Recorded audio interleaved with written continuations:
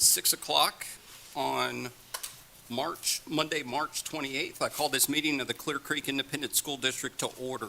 Let the record show that a quorum of board members is present and that this meeting has been duly called and that its notice has been posted in accordance with Texas Open Meetings Act, Texas Government Code, Chapter 551.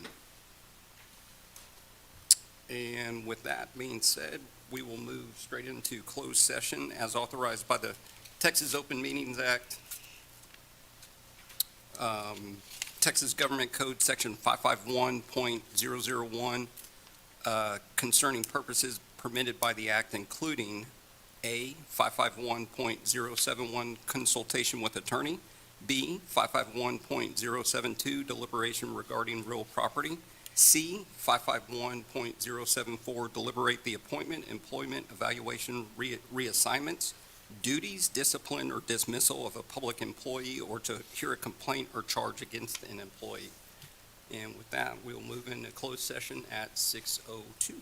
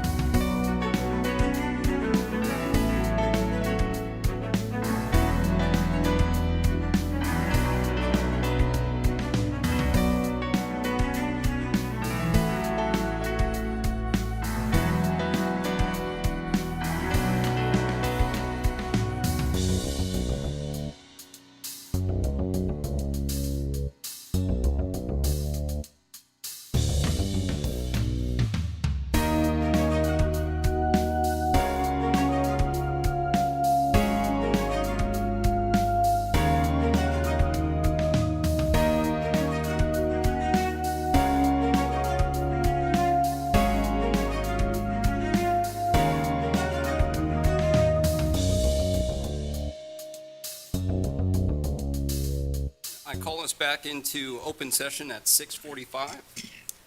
And we will start with the Pledge of Allegiance.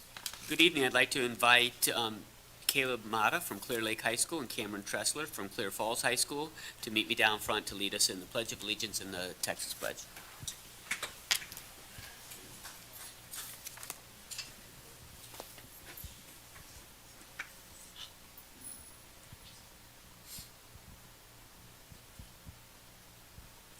I pledge allegiance to the flag of the United States of America and to the republic for which it stands, one nation, under God, indivisible, with liberty and justice for all.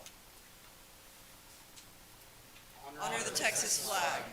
I pledge allegiance to the Texas, one state under God, one and indivisible.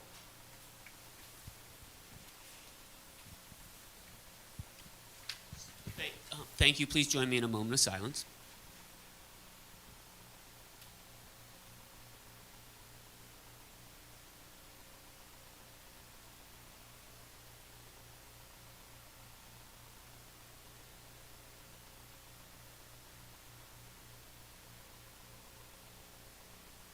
Thank you. So we are absolutely thrilled to have a number of recognitions this evening. We're going to start with our hero in the hallway. And our hero in the hallway this month is Chip Flannery, custodian here in Clear Creek ISD. You will see in the video we're about to watch the tremendous impact that he has on the lives of students at Mossman Elementary School. We'll ask them to come up in a minute, but first, check this video out.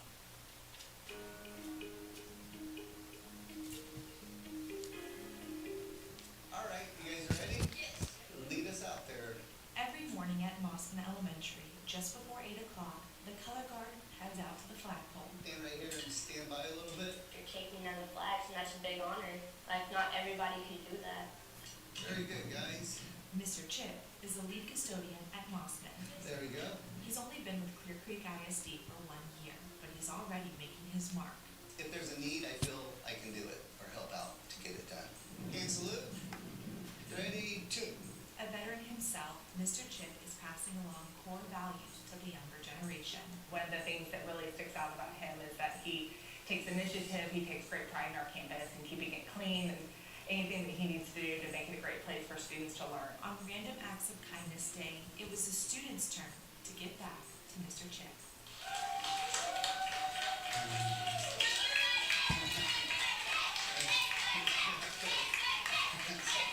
Kids are awesome. Kids are our future, you know, and this is kind of be the best years of their life, so I just want to try to make a positive impact on that. They just make you feel so good with their smiles, their happiness. He's a really good custodian, and he's really helpful, and he is nice. He taught me to, even if you're having a bad day, just keep trying to make it better and better.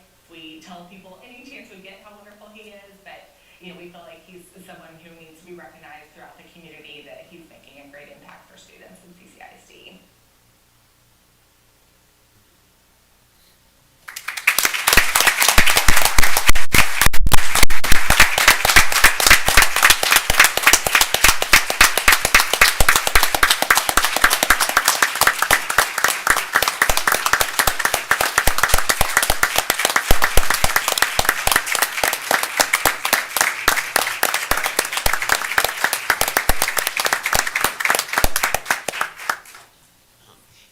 I'd also like to ask Ed Hall, Director of Maintenance, and also Chris Pitts, his supervisor and his principal, to come forward as well. So, if you all can join us for the photograph.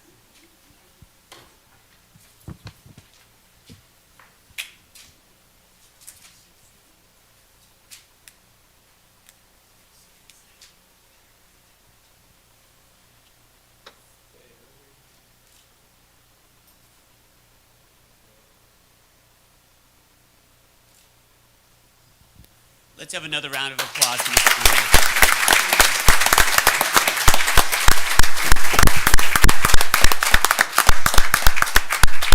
So I want to ask, I just was going to ask you, tell me about a highlight of one of your days, any of your days from last month.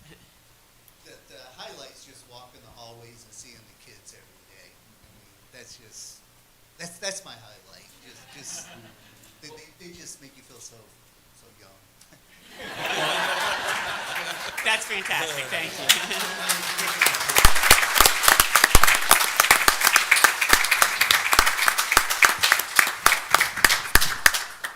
So next we are thrilled to recognize our 18 finalists for the 2022 National Merit Scholarship Program.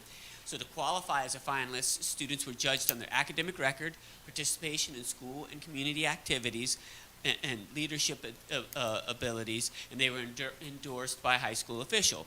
So we'll find out soon which individuals are named as the National Merit Scholars, but in the meantime, let's congratulate these finalists.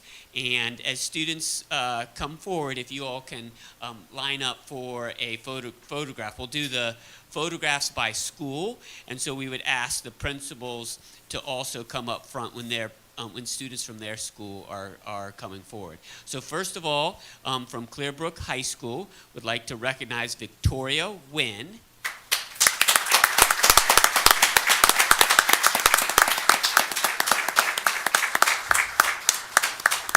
Evelyn Tran.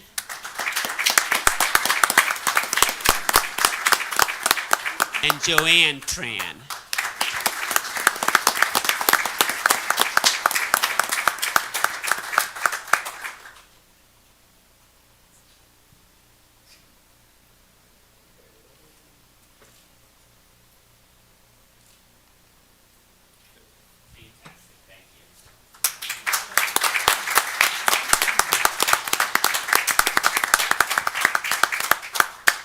And from Clear Falls High School, we are pleased to recognize Acadia Ferguson.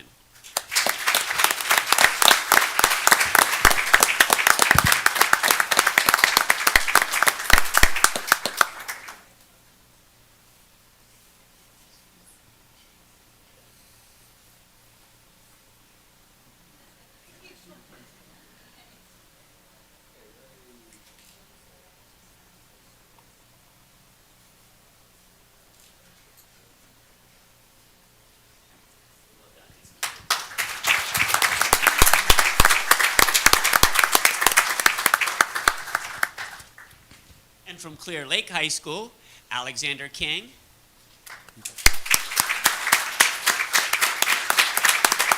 Alexander Lee.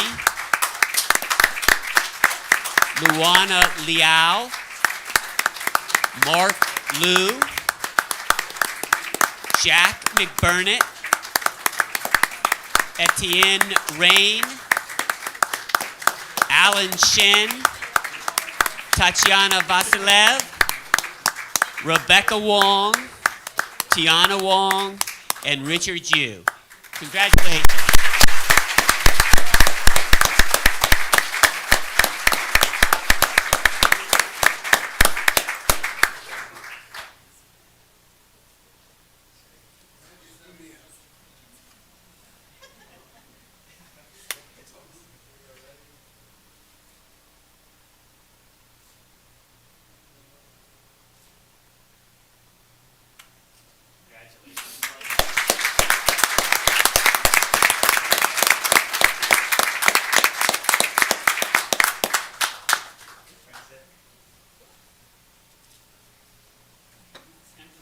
And from Clear Springs High School, Rachel Goss and Siddharth Pavuluri.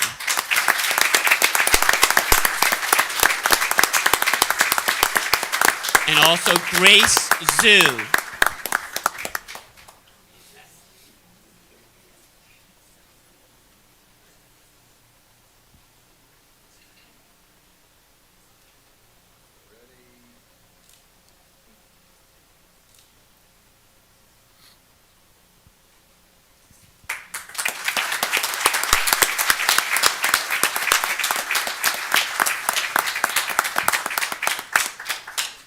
And next we are recognizing the following UIL state wrestling meet winners. So Caleb Mata took home the championship in his weight class with a first place finish. He's a student wrestler at Clear Lake High School. Caleb.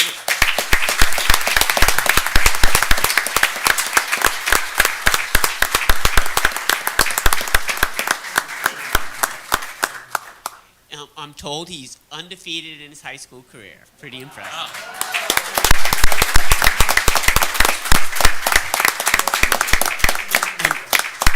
We also are thrilled to recognize Cameron Tressler, who came in second in the female division, and she's a student wrestler at Clear Falls High School.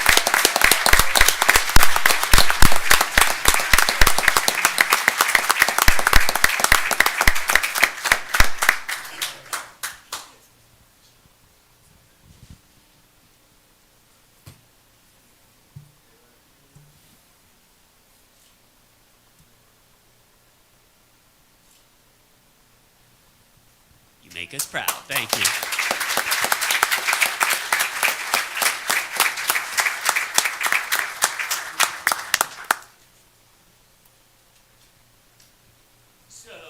Next, we are recognizing all state musicians, and we're honored to finally be able to recognize these 2022 all-state musicians. They have certainly been busy, and based on their performance and as part of the all-state designation, the following band, choir, and orchestra students traveled to San Antonio to perform during the Texas Music Educators Association convention. And these musicians are literally among the best in Texas. So we'll do this by campus and take a photograph after each group. And I would ask again principals, directors, and Greg Goodman, who's Director of Fine Arts, to come forward for photographs as well. So from Clear Brook High School, please join me in recognizing Corey Gutierrez, band.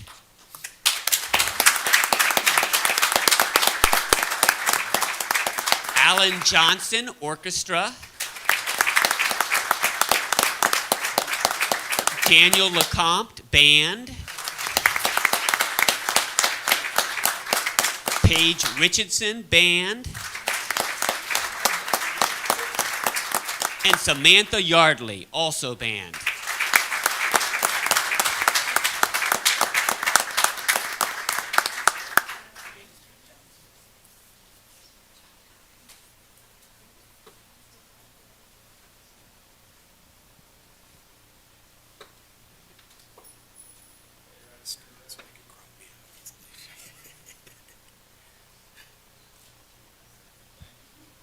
Fantastic.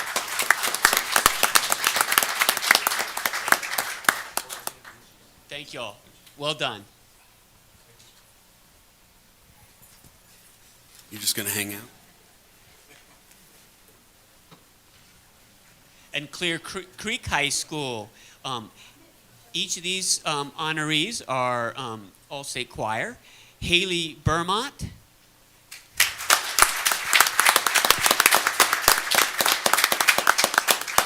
Leah Brown.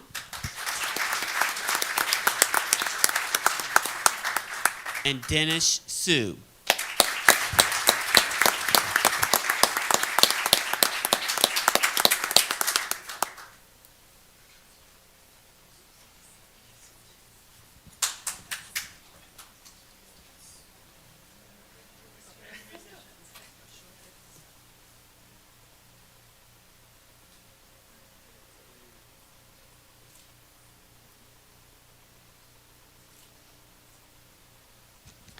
Fantastic. Thank you.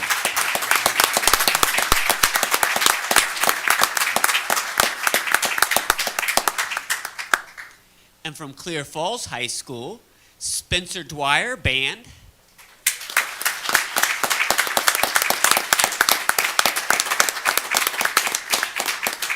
Shelby Griffin, choir.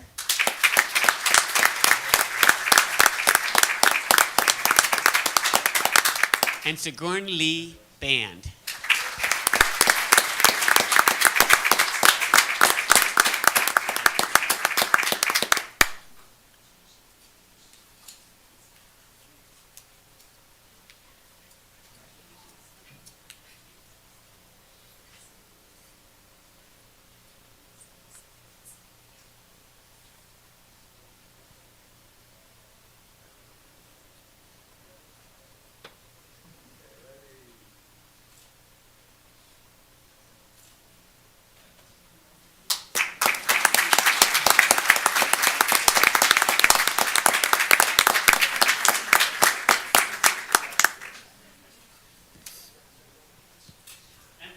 Clear Lake High School, Evian Evanson Choir, Pedro Flores Band, Colin Gorham Band, Oliver Lampson Band, Jack McBurnett Band, Colin Roberts Orchestra, Caleb Schurz Band, and Samuel Soyson Band.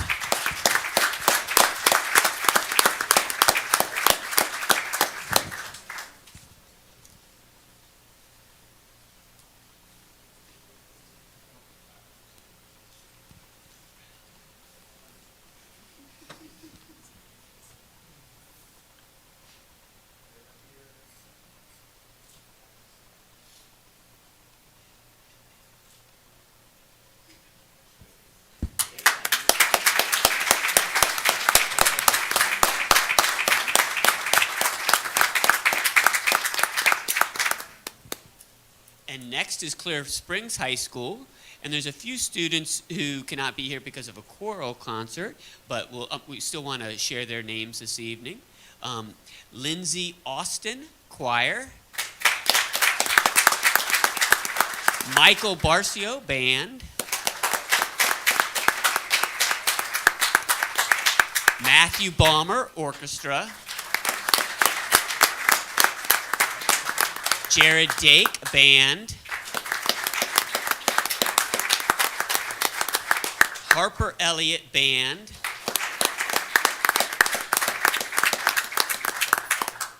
Annabelle Fontanilla Band, Aiden Knight Band, Peyton Nishino Band,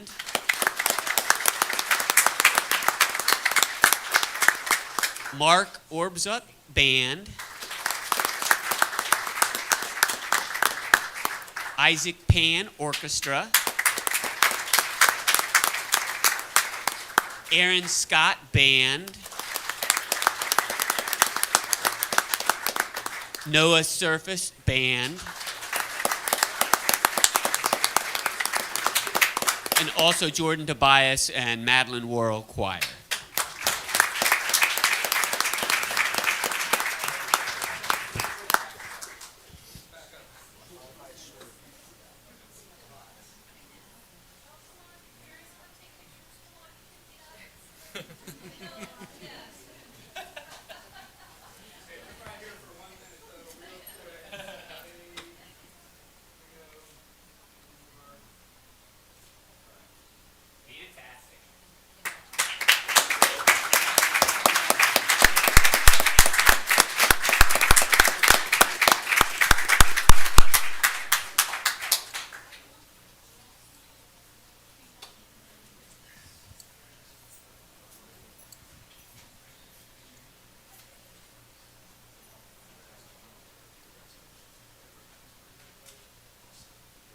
We are also pleased to give a huge shout out this evening to the Creekside Intermediate Brass Choir. They were selected to perform in the music showcase at the Texas Music Educators Association Convention.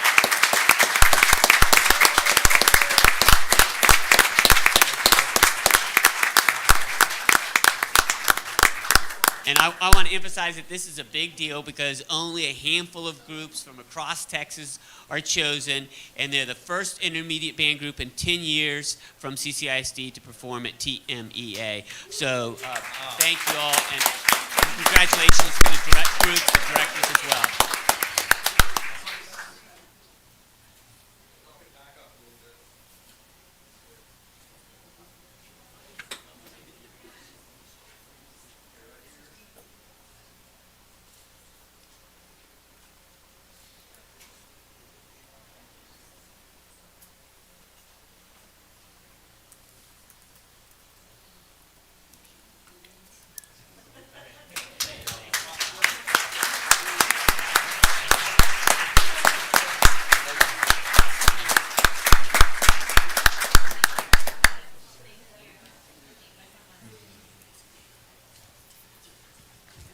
Hey, we have some amazing students and adult staff members that support them, and we were also thrilled to recognize our hero in the hallway tonight. Thanks again, everybody.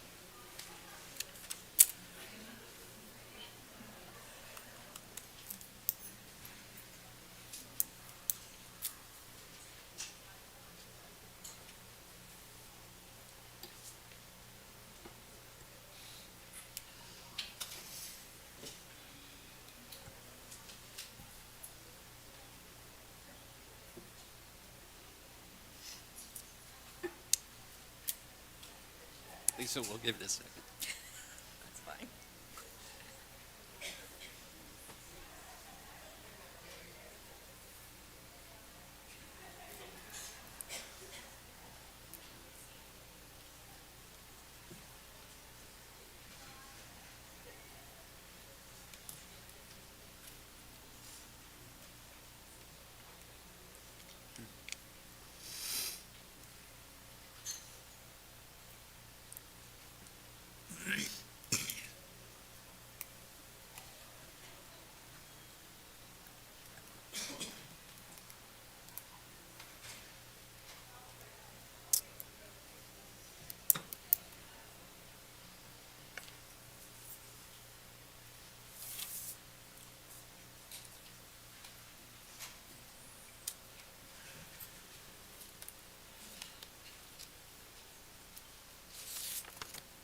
All right. And next, we'll have our program spotlight. With us tonight is Mrs. Lisa Polanski of PTA. Yes. Good evening, Mr. President, board members, Dr. Williams, and executive staff. I am Lisa Polanski, the Clear Creek Community Council of PTAs, president for our school district's PTAs. The collective vision of the 46 PTAs that make up our council is to ensure every child's potential is a reality, because we value the partnership between the superintendent, school board, community, and PTA, and because we count on your continued support, I wanted to give you a brief update on our work. Clear Creek Community Council of PTAs always reflects on the PTA mission to make every child's potential a reality by engaging and empowering families and communities to advocate for all children. Everything we do is in support of this mission. We are a group of dedicated volunteers working to make a difference for all children. Council's purpose is to act as a primary channel of communication within the PTA network. We provide information, inspiration, support, guidance, and instruction to its member PTAs. We serve to strengthen local PTAs, develop leadership potential, promote PTA membership, and advance Texas PTA's goals, programs, and initiatives. We are a community council, and that means our council serves PTAs in the Bay Area, specifically but not limited to PTAs in CCISD, Santa Fe ISD, and Dickinson ISD. At this time, CCC of PTAs is currently serving CCISD and Santa Fe ISD. Currently, our district has 8,955 PTA members. Our local PTAs are doing a great job, and we currently have 43 campuses that have an active PTA. Through the CCC of PTA's community membership program, parents, staff, and the community can join more than one local PTA. We'd like to thank our Platinum community members who have joined every local PTA within CCISD. Thank you for your support. To receive the Texas PTA Outstanding Council PTA Platinum Award A council must attend a school board meeting and present a state of the council report. Our council has been working hard to achieve this distinction. CCC of PTAs is proud to have received the Golden Apple Award. To qualify for this award, the superintendent, his direct reports, and all trustees have to be a member of a CCISD PTA. Each campus PTA can be a Golden Apple winner too if 100% of their teachers and administrators join their PTA. Currently, 7 local PTAs have been awarded this distinction, and another 26 have applied for the award. Council has 5 delegate meetings during the school year. During these meetings, we share timely PTA information and focus on promoting Texas PTA Back the Future message. We also recognize the district's top volunteers, share the state of the district message, and recognize our PTAs for their membership recruiting efforts.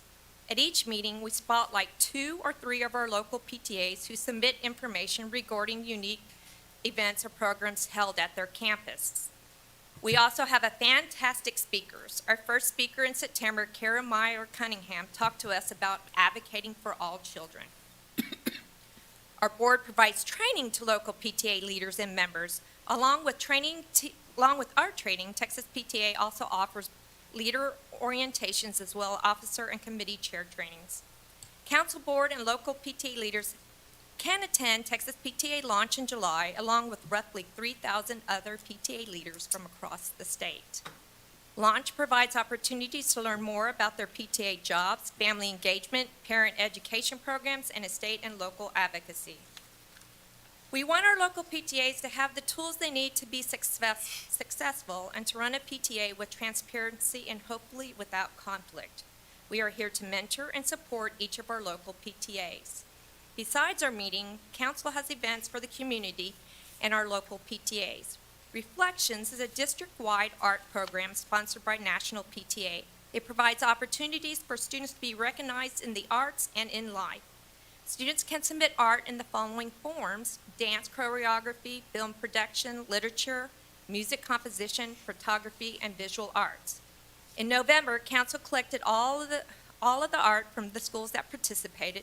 The entries were judged by community members, and 24 pieces of art in various forms were forwarded on to the state competition.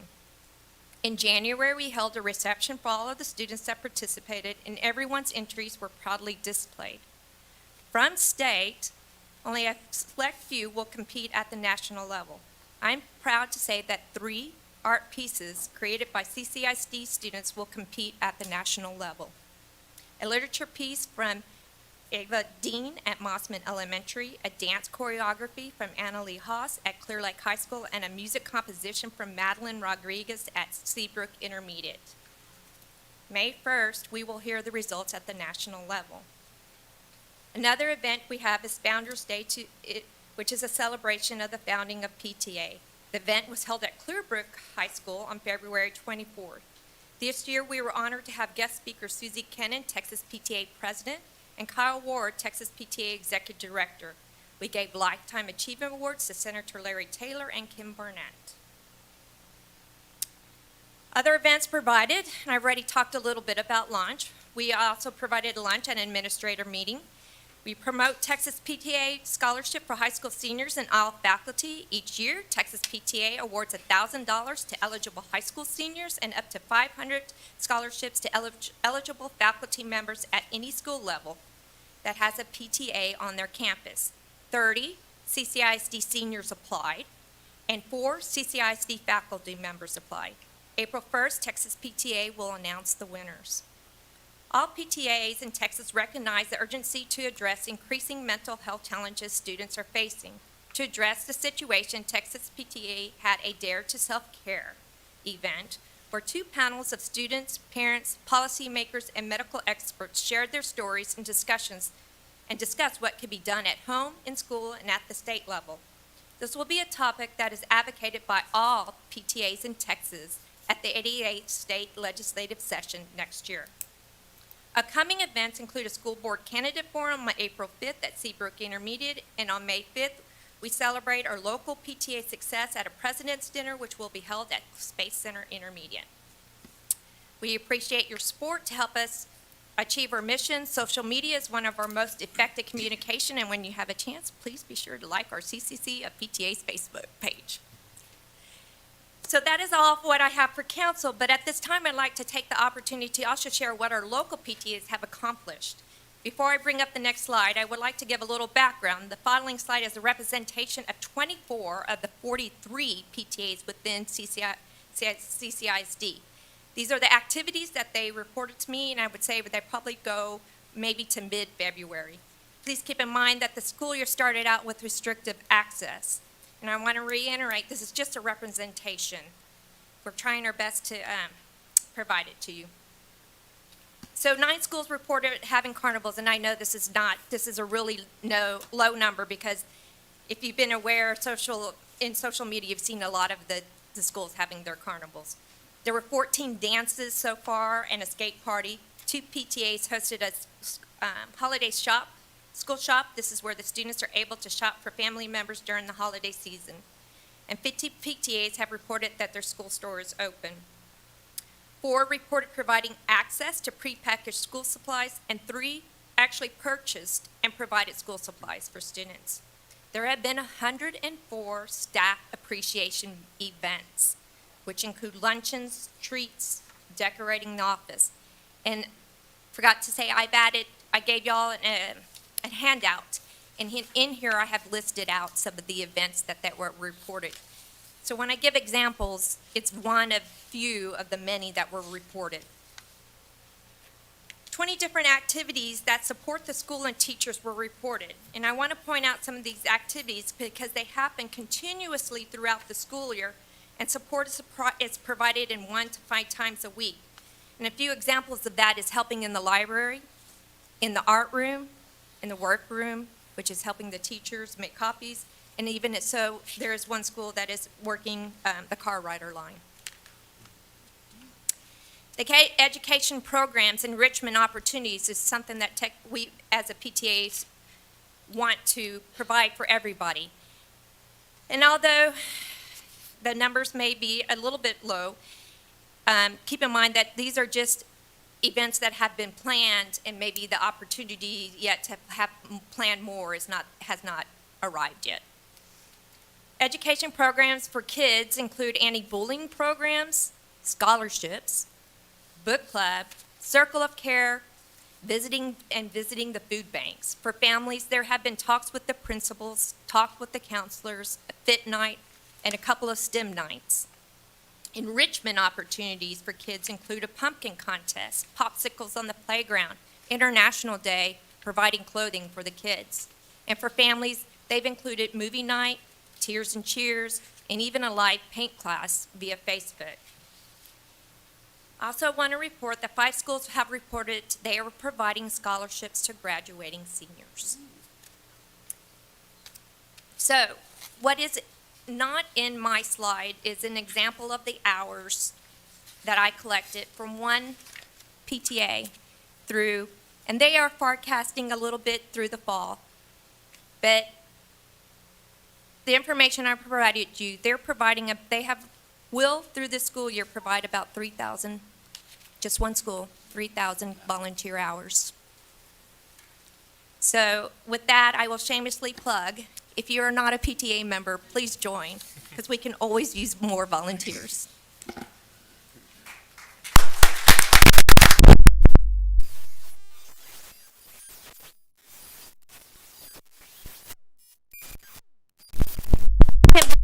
She is here. She did our reflections, and I would just like to point her out.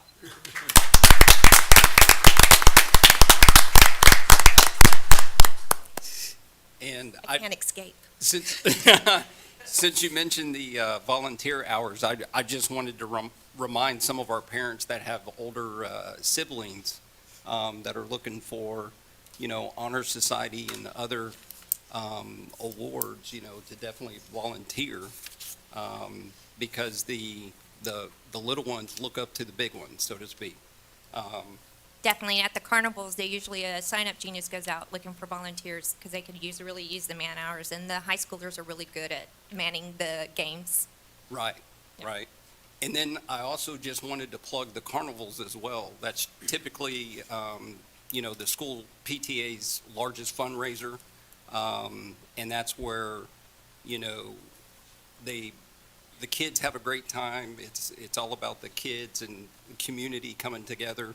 I can remember at Hall, getting everybody, just friends and neighbors just to stop on by. So I invite anyone, whether it's grandparents, siblings, whatever, to join.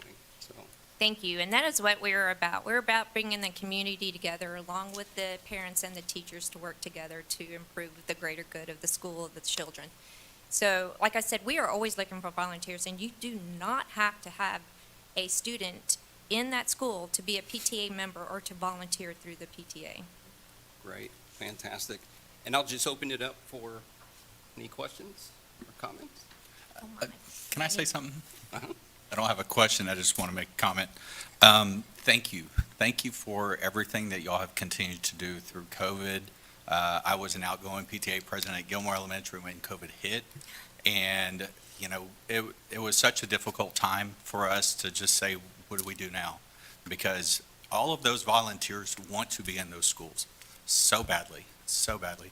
And here we are, 2 years later, and you're thriving. And you said a little bit low, but y'all are doing great. You and all of the 100 other volunteers, y'all are doing great. And just make sure everybody knows, and I know you just said it, anybody can join. Your children can join, the grandparents, aunts, uncles, cousins, join PTA.org. Definitely. Would join and volunteer. We would love to have volunteers come through. If there's a program that you want to bring to the school, come to the PTA and volunteer your time. There's always one-offs where you just are there for the night to help or do something. Right now, we really need volunteers back in the school. Okay. Thank you. Thank you, Mr. Cottrell. Anyone else? Uh, Dr. I just wanted to say I've Mistake. gotten a couple of emails from a couple of different schools, and I'm like, well, yes, I'm available. I'll be happy to go and serve pizza and drinks.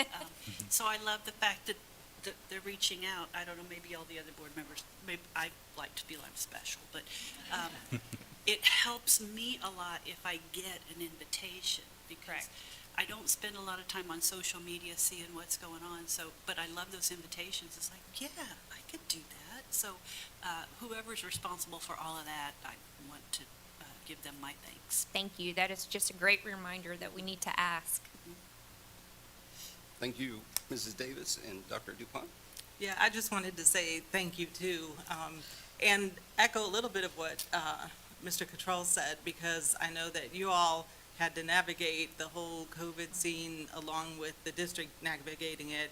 And a council PTA stayed right in there having meetings and going through that entire time when everything was virtual, as did many of the individual PTAs.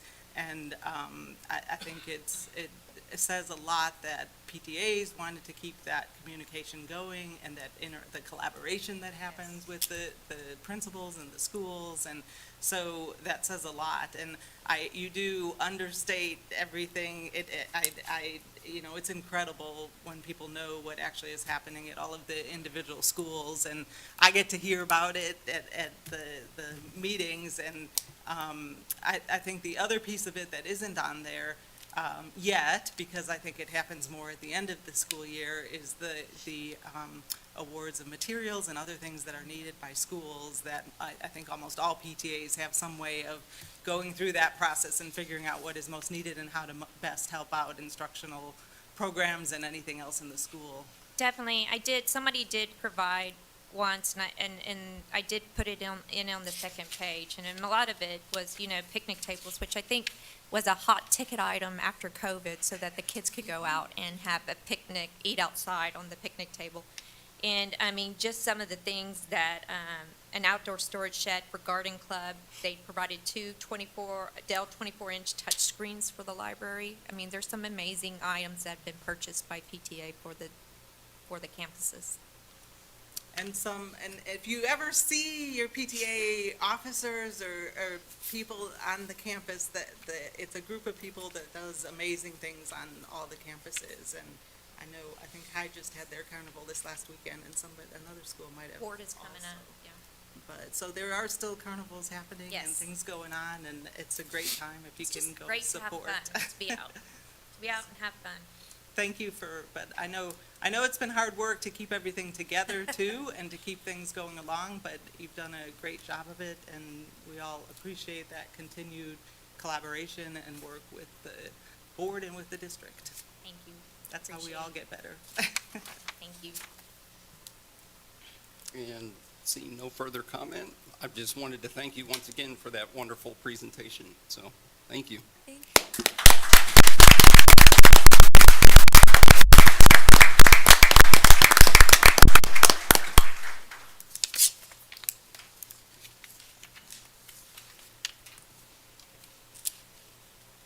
And after program spotlight, we'll move into community input. The purpose of community input is for the entire board to receive feedback from citizens. The board will hear the public comments but will not respond. Matters brought forth that require a response will be addressed by the superintendent as appropriate. All information received is subject to verification. Community input is scheduled for 30 minutes and has 2 forums. Those addressing the board in advance of the meeting are granted 3 minutes to address their topics, and those who sign up this evening prior to 6:30 are granted 1 minute. In a district our size, there will certainly be issues or topics which will understandably generate considerable interest from the public. It is important that members of our community be able to address the school board respectfully without disruption and without fear of intimidation from other attendees. On behalf of the board, the superintendent, and CCISD staff, we welcome your input during CCISD school board meetings. We request that everyone exhibit the respect and understanding each person rightfully deserves when addressing the school board during the public input portion of the meeting. And starting us off, we'll have Ms. Christine Parizo, followed by Kevin Black and Kelly Redinger.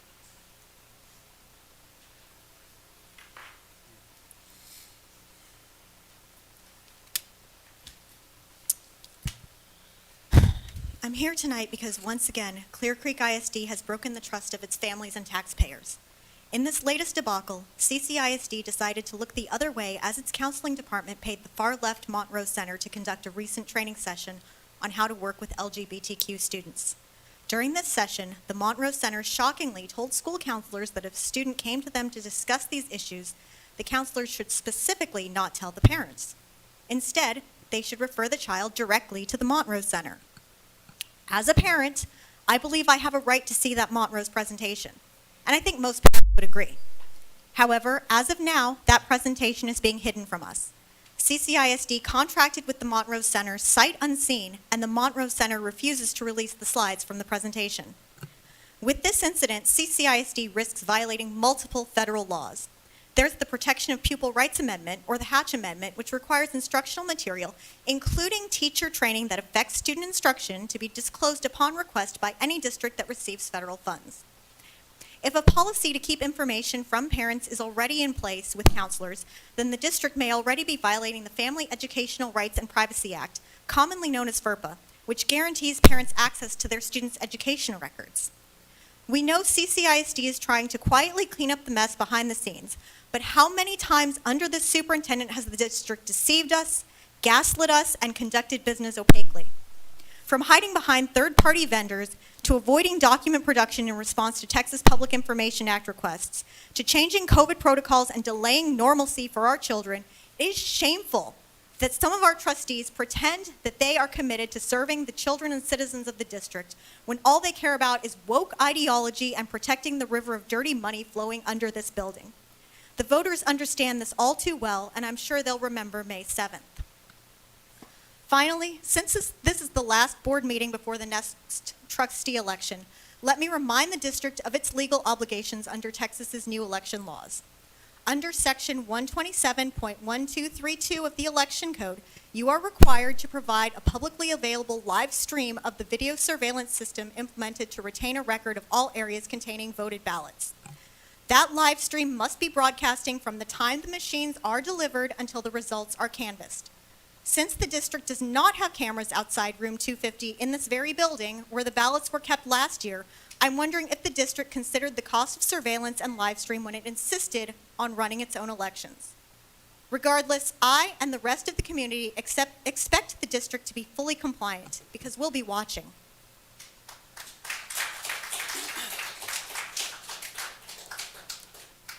Next, Mr. Kevin Black.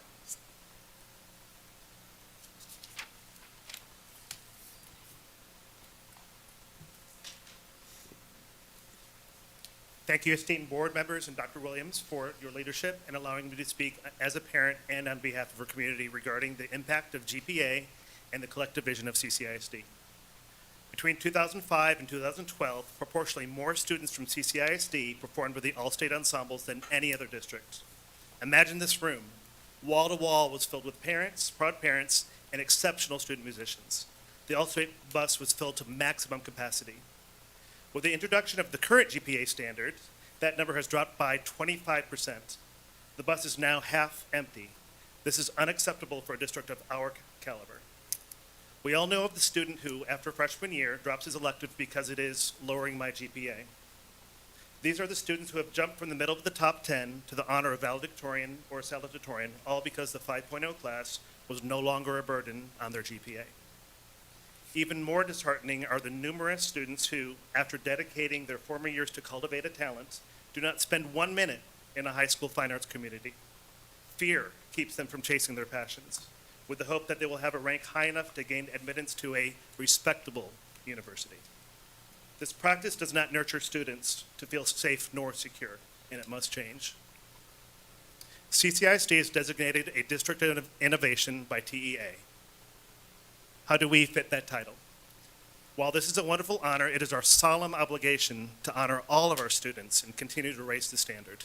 So I ask you, what is our definition of innovation? A mountain of scholarly research highlights that fine arts fosters academic ability.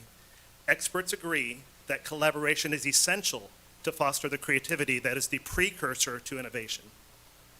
Our current practice implies that all AP course load holds a greater prestige due to the challenge of obtaining the perfect GPA.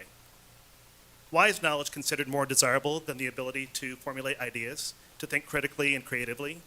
Why is success on its standardized tests deemed more commendable than an organization that collaborates to create something unique and awe-inspiring? Why is a student who pursues a fine arts education docked GPA points because she chooses to nurture her talent? And why is a student who dedicates himself to both fine arts and athletics hit twice? Why are these not the students that we cultivate as the leaders that we have purposed ourselves to create? Our outdated practices fail to embrace this evidence-based, higher standard and fall short in empowering our community for true innovation. Every district around CCISD and the majority of large school districts in Texas have utilized waiver programs and honors credit with monumental successes. Where our district was once the standard for excellence, those school districts are quickly surpassing us. As our partners in developing the innovative leaders our future requires, I implore you to reopen discussions regarding this destructive policy so Clear Creek once again leads the way. Thank you. Thank you, Mr. Black.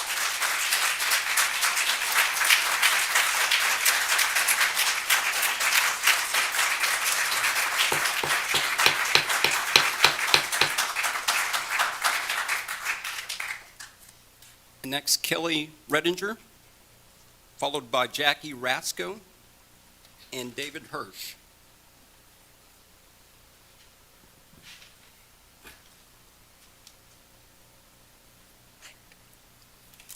My name is Kelly Redinger. I'm the mother of Genevieve, aka Gigi Redinger, who is currently a sixth grader at Seabrook Intermediate and a science magnet student. Before that, she was a graduate of Mossman Elementary. Back in November, Gigi was contacted by the national offices of the American Heart Association. She was told about her nomination to be the 2022 Teen of Impact. She was one of 20 kids in a 6-state Southwest region and recognized and was asked to take on the advocacy missions over the next few months in public forums and on social media. Along with spreading the word about healthy eating, CPR, and stroke symptom awareness, Gigi chose to tackle a fundraising initiative. Luckily, she's had some experience with Kendra Scott and other charity events during this time, and they reached out to her and helped her create something very special. Not only was she the youngest ever to host one of these fundraising parties which lasted just a few hours at Baybrook location, which raised almost $1,500 given back to the American Heart Association. But they also allowed Gigi the opportunity to gift back to some of the very important people in our community through online nominations with a gift of jewelry. Originally, they proposed that they should do something for heart survivors, but Gigi said no and asked if they could focus on the people, the ones that have helped her navigate through some pretty tough times in her life. You see, I've been through 7 heart surgeries since Gigi's been in kindergarten, and most recently one in October, which was the most challenging and the scariest by far. Gigi asked the nominees be teachers, school nurses, staff members, and other healthcare heroes from here in the area, because they are the kind of people that have helped her while she's been worried about people saving me. Shortly after her party in February, she learned that 80 people had been nominated, 80, and most of them were teachers from here in CCISD. The list of schools is quite long, and the nominees are quite diverse, including counselors, school nurses, and special ed teachers. Your own Dr. DuPont actually nominated an educator from Clear Falls High School, and I've brought that nominee's gift tonight to ask you to pass on. Starting tomorrow, Gigi will be delivering over 80 little yellow boxes like this to teachers in our district, celebrating the staff for all the kind things that they do in our area, starting with Mossman Elementary, then Ed White, and then to Seabrook, and then the list goes on. Kindness and appreciation is something that is taught and expected in our house, and something that I can confidently say has been taught by every teacher in her CCISD classrooms and every school that she's been in. She is committed to being an advocate for her community in both health and spirit, and now her friends are committed to use their voices for positivity in our community. So they are doing things like this and much more. So be warned, that shy little girl at Seabrook is going to be using her voice, and she's not afraid, because even though her mom is crying right now, I'm kind of a big mouth. So she's kind of inherited and learned it. So thank you, and thank the staff from CCI. Thank you for sharing that.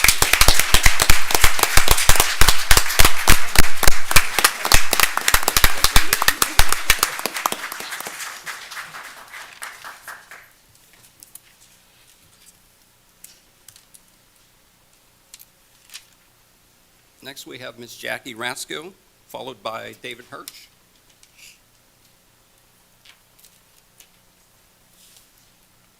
Good evening. My name is Jackie Rasco, and I have 2 daughters at Ed White. Last month when I spoke here, the audio was cut out for some reason. I'm hoping your sound equipment is working correctly tonight.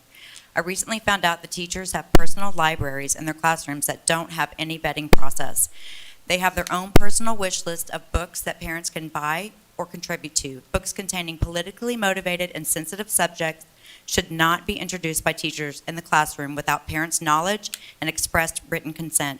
I don't believe picture books that include LGBTQ storylines, focus on gender dysphoria, gender identity, promote feminism, while emasculating men have any place in the elementary classroom. Parents have the right to determine when and how these moral, ethical, and political issues are discussed with their children. There are many other picture books available that promote the core values of CCISD without indoctrinating our children. A quick search on some of these teachers' social media accounts will tell you their agenda. For instance, quote, "For trans and non-binary youth, you're beautiful, you're important, you're valid, you're perfect," end quote. Another post, quote, "Because books show us every color of the rainbow, hashtag libraries lead, hashtag libraries transform, hashtag Pride Month." Last post, "I can't wait to add this book to my growing collection of inclusive classroom library books, hashtag representation, hashtag love is love, hashtag pride." With that, there's a picture of the book Pride, the The Story of Harvey Milk and the Rainbow Flag by Rob Sanders. Harvey Milk was a politician, but he was also a gay pedophile who drugged underage boys. By the way, these are all posts from a kindergarten teacher at Ed White. I understand that the district cannot control what teachers post on their personal pages, but I'm letting our audience know how teachers' personal beliefs can influence our children. Last week, I talked to the principal, Mr. Paulson, about these issues. He said that he will go through all of the teachers' libraries to make sure only appropriate materials are in their classrooms. However, who is to say next week they don't start sneaking back in? There is no process for this in the district. There is no accountability, and we need to change this. I'm limited on time here, so here are a handful of completely inappropriate books that are currently on a kindergarten teacher's Amazon wish list. It Feels Good to Be You by Teresa Thorne, a book about gender identity. How to Be a Real Man by Scott Stewart, a book that scrutinized masculinity. Our Skin by Megan Madison, a book about racism. Julian at the Wedding by Jessica Love, a book about a transgender boy and a lesbian couple's wedding. Kindergarten, y'all. CCISD has a huge amount of parent involvement. What that tells you is that we are doing our jobs as parents. We are teaching our children at home how to be good, loving, and fair people. We don't need teachers for this. We need teachers to focus on academics. Recent test scores have shown CCISD's decline in academics. What that tells you is the district is not focusing on what's important, the core academics. When I take my child to the public library, I review and approve what they check out. Parents trust you, the school, to be that part when we're not there. Huge power comes with huge responsibility. I'm asking for the process to be put in place to stop allowing teachers to bring in whatever reading materials they want into their classroom. America's future depends on how we educate. So let's get back to teaching our kids a solid curriculum. Thank you for your time. Thanks, Rachel.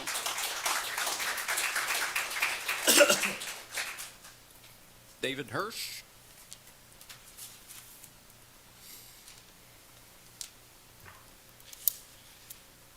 Good evening, President Cunningham, Superintendent Williams, members of the board. My name is David Hirsch. I'm a local business owner. I've come before you before. I have 2 children in this district, and I'm an avid supporter of the district's STEM initiatives. One indicator of our district's academic excellence is the presence of our students at state and national academic competitions. For high school students and their teachers, and the district offers financial support to offset the cost of travel and lodging. But for middle school and elementary school students, no such support is available. This is where we need the board's leadership to address a growing challenge. Back in February, you recognized the Westbrook Intermediate Robotics team that went to Dallas and won at state.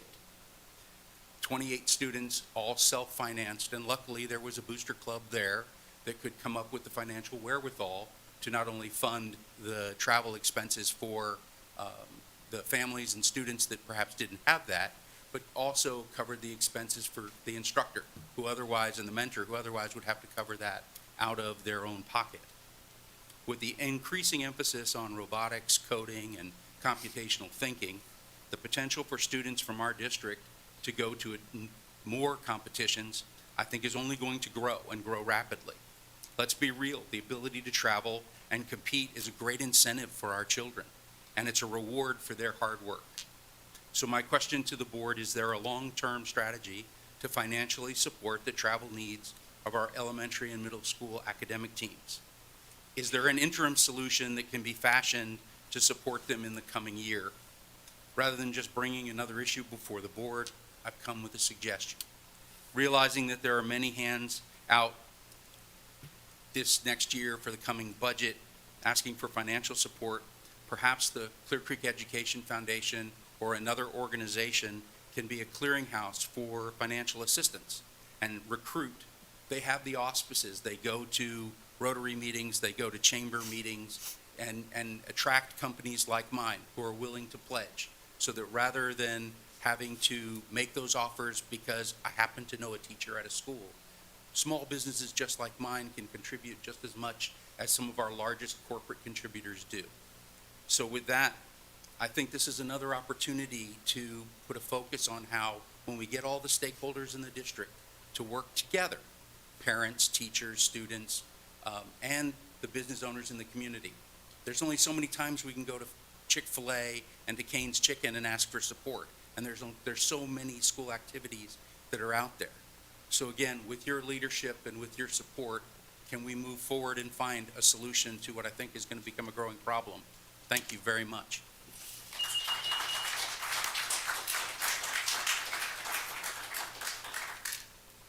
Janice Lezak, followed by Steve May.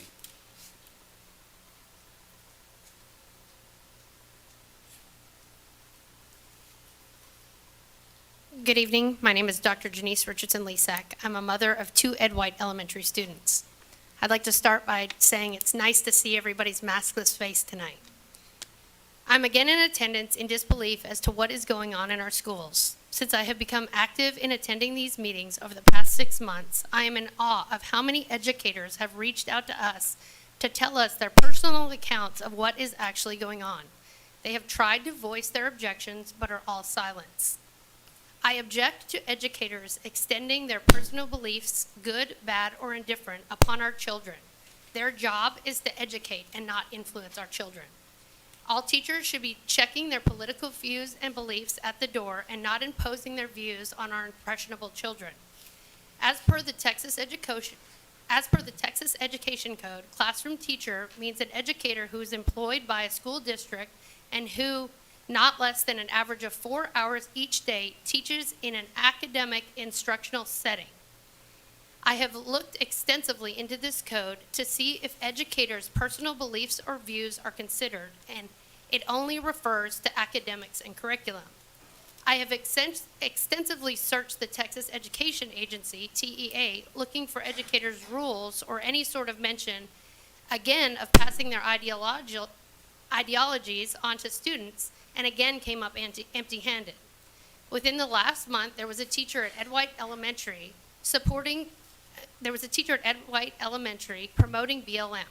For those of you who don't know, BLM is a highly politicized Marxist organization who just today, March 28th, had a press release calling for more defunding of the police.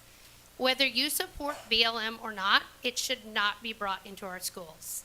This same teacher brought in her own poetry and had students compare and contrast to another racially motivated book that implied that darker skin tones are worthy of name calling and lighter skin tones are beauty.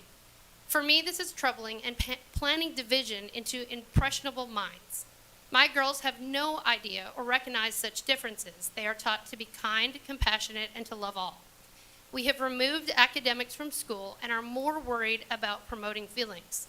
It was brought up at the last meeting that CCISD has totally shifted their focus on academics and turned to emotional well-being.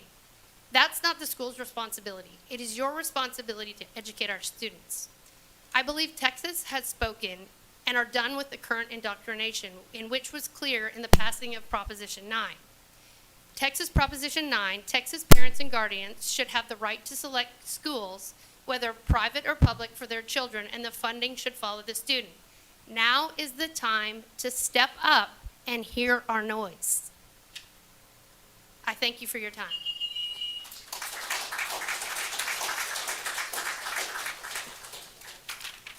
Next, we have Steve May, followed by Hannah French.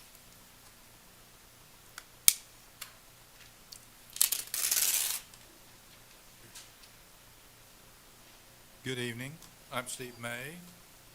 I live in District 3, and I'm a grandparent.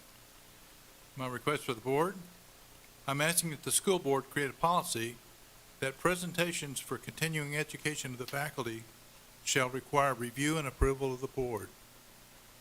The policy should also cover programs for students that are brought into the schools. My case and background. Within the last 2 years, I've become aware that many non-governmental organizations have been infiltrated by radical leftist progressives. In some cases, these people have taken over those organizations totally. In others, they just have significant influence. As prime examples, I cite the teachers' unions.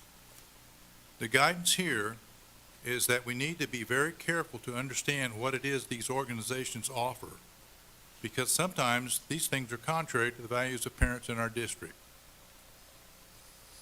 In the last month, I became aware of a movie, a documentary, that was shown here locally one night. The movie is Whose Children Are They? My wife and I got to see it. The movie contains personal accounts by many teachers from across the country testifying to outrageously offensive lessons on CRT, sex education, and gender ideology that have been presented in schools where they taught. What we saw was horrible and not suitable for the viewing by kids.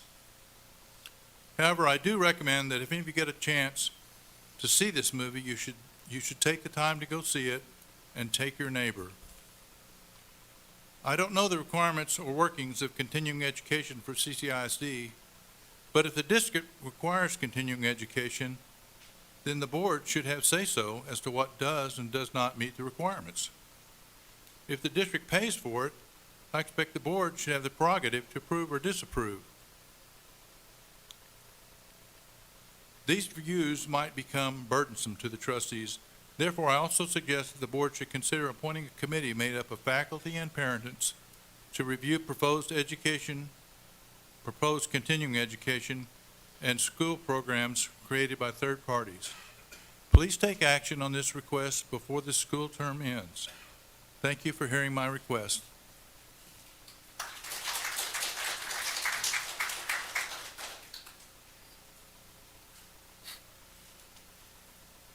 Ms. Hannah French.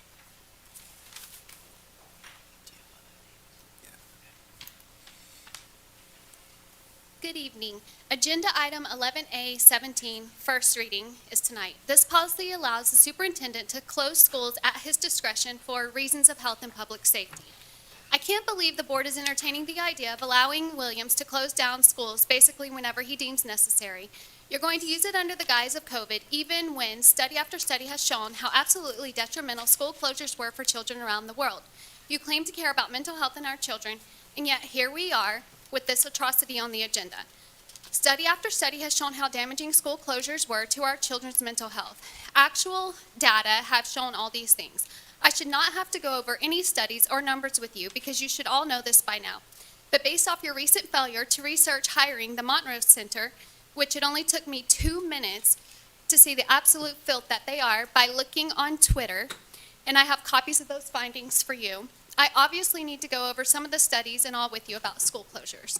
A new report from the World Bank, UNESCO, and UNICEF shows just how harmful extended school closures were for children. This came out March 24th. In this, it states the kids from disadvantaged backgrounds were hurt the most. That equity you want to put on our district, school closures create nothing but inequity. It states how children are much less likely than adults to be harmed by COVID-19, and that remote learning failed to provide kids the educational experience they need. Younger children and children with disabilities especially struggled. School closures subjected kids to physical or sexual abuse. In kindergarten, the percentage of students at greatest risk for not learning to read rose from 29 to 37% in the middle of 21-22.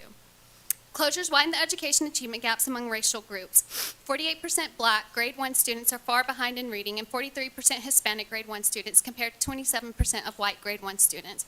Again, school closures go against your equity audit goal. School closures jeopardize children's mental health and safety. Close to 400 million kids worldwide missed out on school meals. School closures put an estimated 10 more million girls at risk of early marriage in the next decade, and at increased risk of dropping out of school.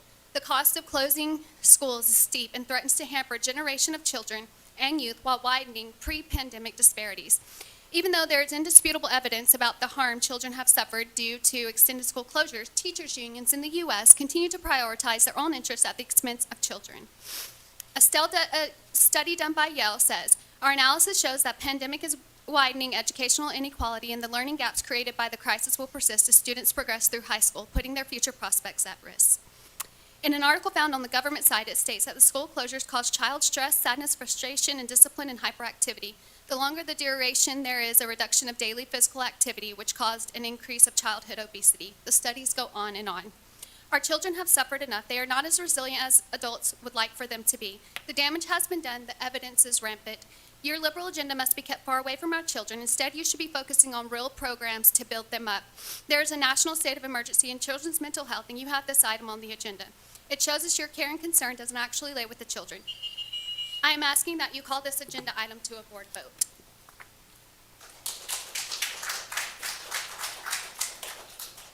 Thank you, Ms. French. And then we have two one-minute speakers. We have Jay Luchinen, followed by Connie Radiso.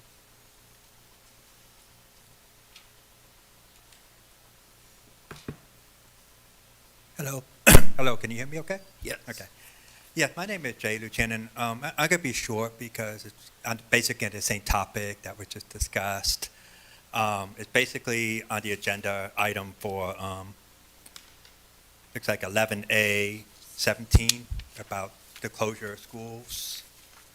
As you saw, all the data and statistics, how much of an impact, negative impact it has on children, on learning process, mental health, even suicide. There's a lot of impact that it has keeping the school closed because of COVID or any other type of emergency.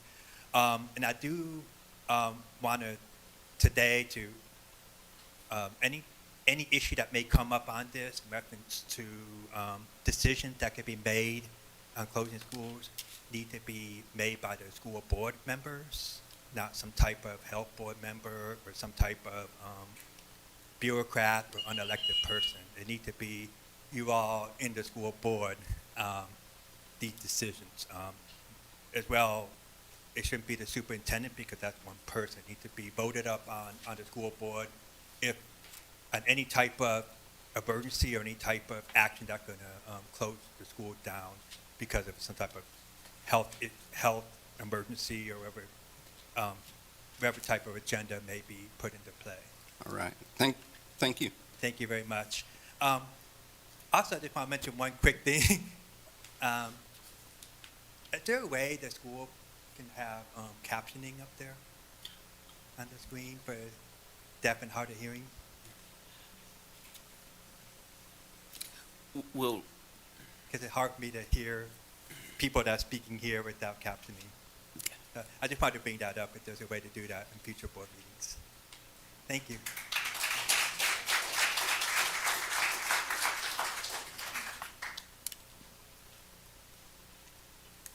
Hello, my name is Connie Radiso. I am the mother of CCISD graduates and grandmother of CCISD students.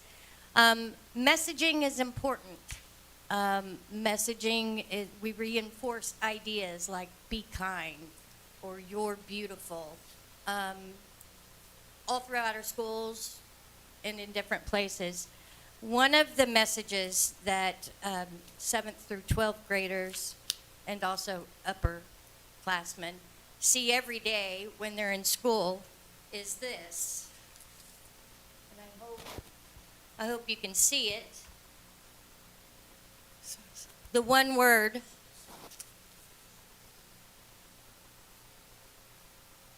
this word is on the back of every badge. Now I know in July it's a 3-digit 988. If you could, please, you don't have to use the logo.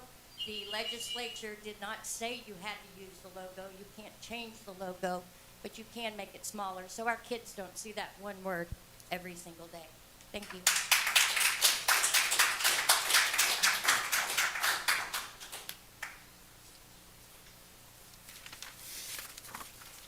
And thank you to our speakers.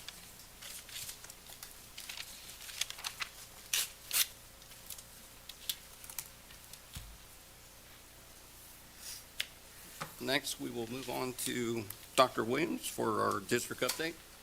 Thank you.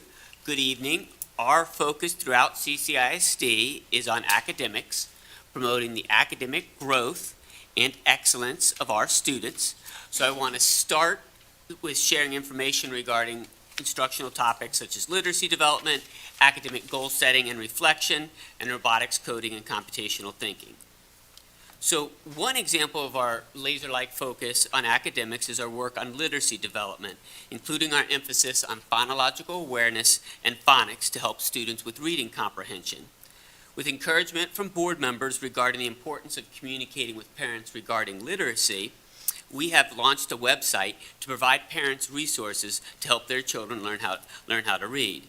The website includes a video series for parents about phonological awareness, phonics, and comprehension skills. And I want to show just a very brief excerpt of one of the videos in the series, specifically on phonics. And it's basically, you'll see that it's providing just some basic information, short and sweet, for parents. So if we can show this brief excerpt.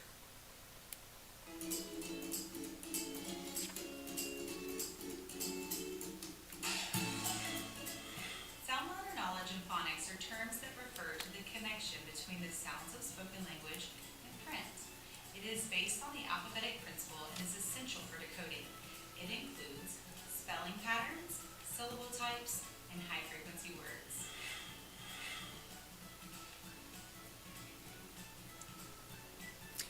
So this video goes on to share examples of how students can, how parents can help their children learn their letters and letter sounds. The videos are in both English and Spanish. The website also breaks down the science of teaching reading in a relatable guide for parents. And we will continue to build on our communication efforts, including upcoming in-person sessions and online meetings for parents. So personalizing learning is another aspect of our academic focus in the district. Teacher leaders and principals from 10 of our elementary schools have been collaborating to build on efforts at personalized learning, which is basically giving students what they need when they need it. And one aspect of the personalized learning work across elementary schools is how to best support students setting and reflecting on academic goals as part of personalizing learning.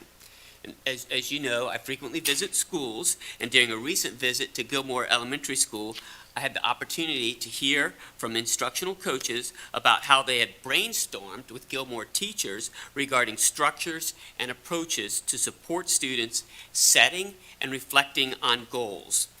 And what you see here are what coaches share with me. This is very much a work in progress, but the coaches had talked with their peers, with other teachers there, about how to have students share goals with a partner or as a small group, and how students can record videotaped reflections. And the next slide show examples of how they even brainstormed specific sentence stems that students could complete. And so by providing these stems to students, they provide the scaffolding necessary for even very young students, so 5-year-old students, for example, to reflect on their goals. So for example, you see stems such as, I had a hard time with this because, or today I felt successful when. So this is one example drawn from Gilmore about how intentional our teachers are with engaging students in setting and reflecting on their progress towards academic goals. And that's so important because students have so much more ownership over their academic work and make more progress when they have a strong ownership of goals and their work towards the goals. A third aspect of our focus on academics that I'd like to address is our robotics, coding, and computational thinking immersion programs that will be launched at 3 elementary schools next year: Bowerschlag, Ward, and League City elementary schools. This year, a core group of teachers at each of these schools are integrating robotics, coding, and computational thinking across the curriculum. Some of the students are creating virtual worlds in Minecraft EDU, and that's the education version of the popular game. But they're doing so in order to develop and demonstrate their understanding of TEKS, or state curriculum standards. So for example, at League City Elementary School, some students created virtual worlds that show their understanding of the water cycle. The students worked hard to learn about water cycles so that they could create virtual worlds that are very accurate. So in this very short video clip, we'll all have a brief glimpse of a virtual world that a 5th grade student created, and it'll be very obvious that he clearly understands the water cycle that he's depicted in the virtual world. So check out this brief video excerpt. You don't have a 3D model that's already generated. You have to generate the model yourself. And that just makes it a little more fun. We start with evaporation, and evaporation is when water turns into water vapor or a liquid turns into a gas. Then we follow this arrow up. We get to condensation. So clearly their coding in Minecraft is not playing games, but it's very focused on developing and demonstrating their understanding of important content knowledge. I also want to mention our recent meeting of the CCISD Special Education Parent Advisory Committee this past month. We had a great turnout with parent representatives from 16 schools in attendance, and the group discussed ways to improve parent and staff communication and collaboration, and we'll be convening again later this spring. I also have some news regarding principals. I want to thank the following outstanding principals for their many years of service, and I know at least one of these individuals is here this evening, so I'd like to ask David Drake, he was here, principal of Clear Lake High School, to stand. Yeah, and Cheryl Cheney of Weber Elementary, so David Drake, principal of Clear Lake High School, Cheryl Cheney of Weber Elementary, and Deborah Johnson from Bay Elementary have shared their well-deserved plans to retire at the end of this school year, along with someone whose retirement I've mentioned previously, but I'd like to ask him to stand again, Jamie Majewski. If you can stand and be recognized.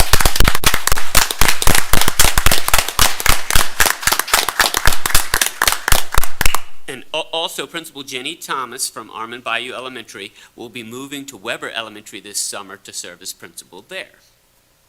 So next, I'd like to comment on the important role that Clear Creek ISD school counselors play in supporting student success.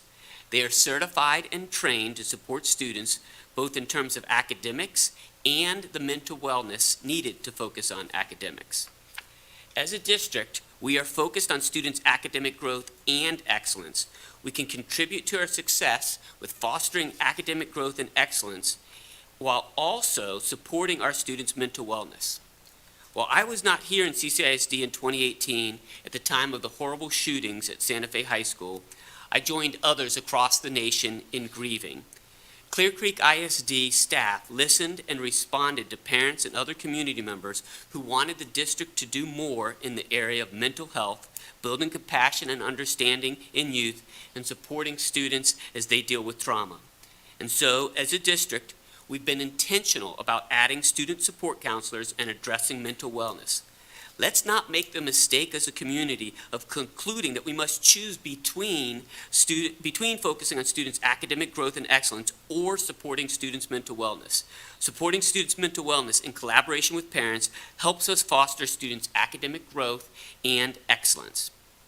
I also want to specifically address the training and meeting on February 21st. CCISD counselors convened for a full day of professional learning.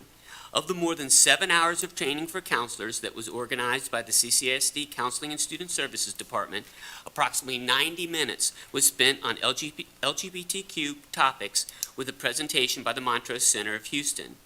The information shared was not intended for use by a wider audience of staff members. We do not have the presentation by the Montrose Center and have asked the Attorney General for a ruling to see if the Montrose Center can be compelled to release the presentation based on Texas Public Information Act requests. We would like it to do so. Some of the information that was shared by the Montrose Center does not reflect our current practices or the Texas model for comprehensive school counseling program.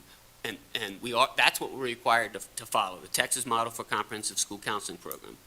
Therefore, the CCISD Counseling and Student Services Department sent a memo of clarification to school counselors following the meeting. The memo stated that counselors are not required to affirm a student's sexual orientation or gender identity, nor are they required to use the preferred pronouns of a transgender student. They are required to listen reflectively and treat all students, regardless of their sexual orientation or gender identity, with compassion and respect. School counseling services can be accomplished without affirming sexual orientation or gender identity. The memo also emphasized to counselors the important role of parents. School counselors should not withhold information from parents, nor should they encourage or coerce a child to withhold information from their parents. And under FERPA, parents have a right of access to their minor students' education records. The Texas Education Code also gives parents the right to full information about their child's school activities, except in cases of child abuse investigations. I also want to share that we have taken steps to improve the process of contracting with outside providers for professional training sessions and have communicated with administrators the importance of requesting talking points and or presentation materials in advance so that specific CCISD learning objectives are met. I want to conclude this aspect of the district update by emphasizing 2 points. First, every child, regardless of their gender, gender identity, race, religion, or disability, deserve our respect, compassion, and unity. So our approach to serving gay, lesbian, or transgender students is based on the approach we expect our students to take with all students. We expect our counselors to take with all students, and that includes reflective listening, compassion, respect, and support. And second, that approach needs to involve collaborative relationships among the school counselor, a student, and parents. The dedication of our school counselors is greatly appreciated, as is the commitment of our parents, including the parents who have spoken this evening, to support their children. Working together, we can foster academic growth and excellence. So I want to wrap up, shift from these topics, just some brief references to special events, because we've certainly been busy with special events recently.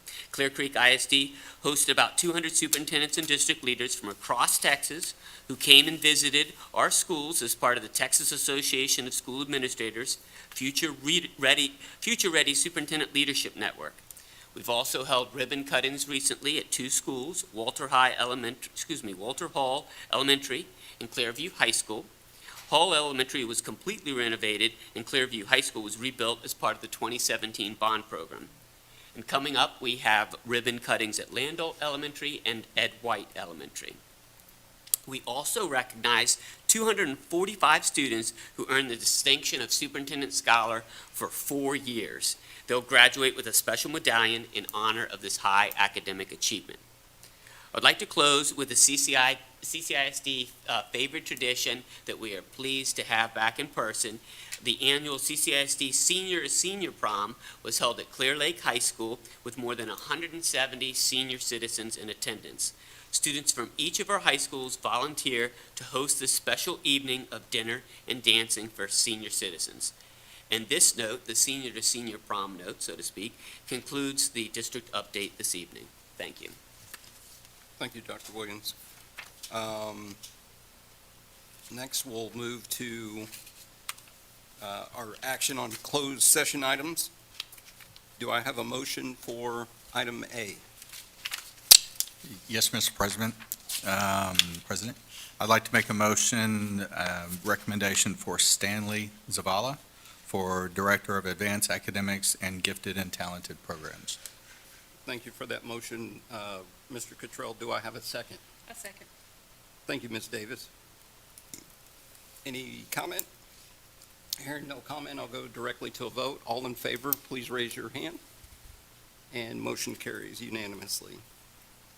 And next, we'll move on to item B. Do I have a motion? Mr. President, Mr. Bowen? in accordance with Board Policy GF Local, I move that the Board of Trustees designate a hearing officer to hear the Level 4 public grievance and make a written recommendation for disposition to the Board. Thank you for that motion, Mr. Bowen. Do I have a second? Second. Thank you, Ms. Davis.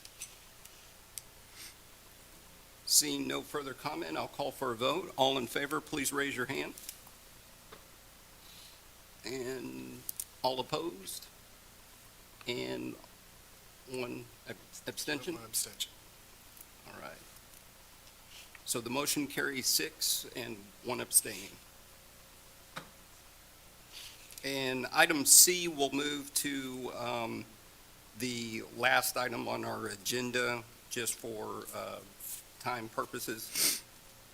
So next, we'll move on to action on consent agenda items. Does anyone wish to pull an item? Mr. President, I'd like to remove item 17. Thank you, Mr. Bowen. Anyone else?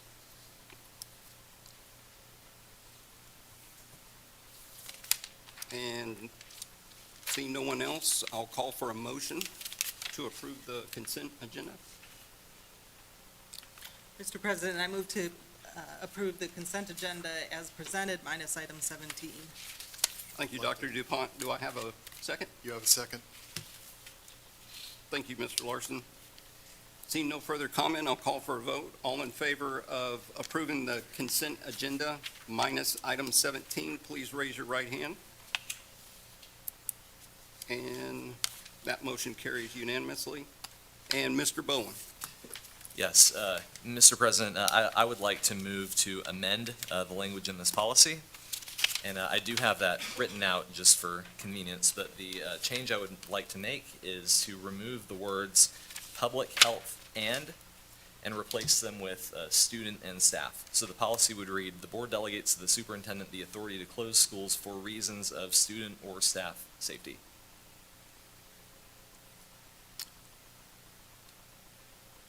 Mr. President, I would second that motion.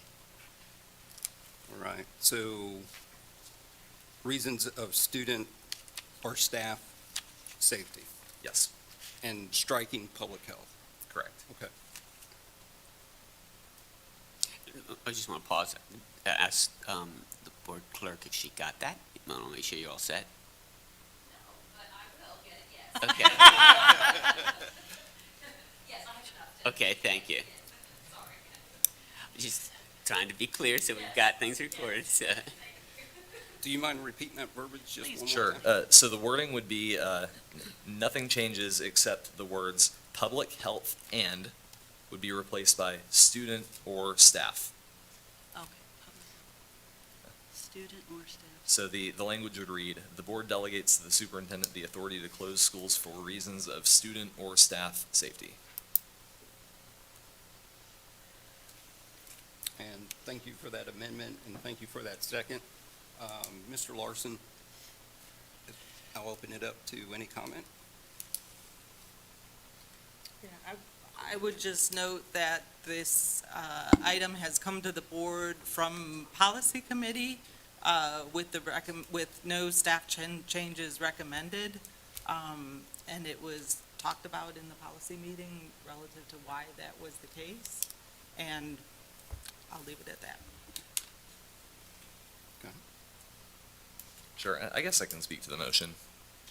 So, and we did go over this extensively in the policy committee, and I think we came to well, we didn't really come to a conclusion, but this was, I guess consensus was that the entire board needed to offer an opinion on this change. It wasn't something the three of us in the policy committee were going to decide.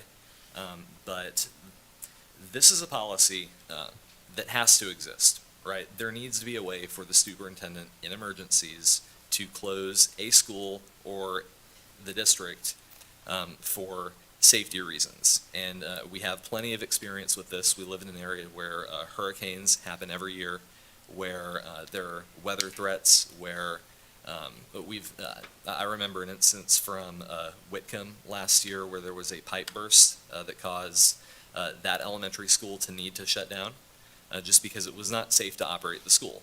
We could not have students and staff in the section of the building where that had occurred. And so those are sometimes spur-of-the-moment decisions, and that they're responses to events that could change hour by hour. I think sometimes decisions about weather closures are often driven by information that is on a 4 o'clock in the morning phone call with Harris County Flood Control and other entities that are monitoring the weather. So it's not reasonable for the board to come together and make decisions about instances like that, especially with our notice requirements, even under emergencies. That can't happen. So a policy like this has to exist, but it needs to be limited in when it can be used, and it should only be used when there is an actual identified threat to safety. And so the way the policy reads right now is it reads for reasons of public health and safety. Now, if I'm not a lawyer, but if I were to look at that, that is language that is inclusive of both. So you would need a public health impact and a safety impact. But I think the way this has been used is public health or safety, and that has been the imputed meaning here. And what I'm struggling to identify is an instance where a closure would be appropriate where a public health risk exists, but a safety risk does not. And so I think clarifying the language here that there has to be an identified safety impact in order for a closure to occur, and it has to be an impact for students or staff specifically, would make this policy stronger, and it would also make us think twice anytime we think about closing schools. It should not be easy to close schools. It should not be common. It should only be done in emergencies. And so that is my logic, and that's what I have to say. Thank you for that clarification, Mr. Vaughn. So we'll first vote on the amendment. So if there's no further comment, did you have something to add, Mr. Cottrell? I feel like I always do. Just I'm struggling with this from the aspect of trying to see if what you're trying to accomplish is accomplished by that change. Because while you're eliminating that terminology of public health, it doesn't mean that the superintendent, even with what you're proposing, still can't close the schools. So I don't know if that's accomplishing what you think you're accomplishing. So to make that change, to remove that terminology, it just doesn't seem like you're getting what you're trying to get out of it. So what is allowed He under, can still close it. right, what is allowed under the current policy is a closure when there is a public health reason. That is the noun that is used there, a public health reason, but there doesn't have to be a safety reason. So after this change, there would have to be a safety reason, and it would be specifically applied to students or staff, not the public, but students or staff, and there is a safety impact. It is, if we determine for whatever reason we could imagine that it is not safe for students or staff to be in a school, then it should close. But other than that, it should not. Without the word health. Correct. Public health. Anyone else? So I'll call first to vote on the amendment. I'll read that again. The board delegates to the superintendent the authority to close schools for reasons of student or staff safety.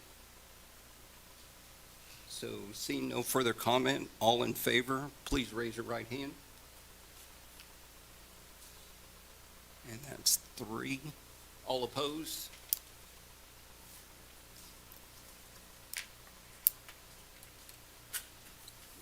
So that amendment failed 3-4. And next we'll vote on the amendment, or not the amendment, but the policy as is.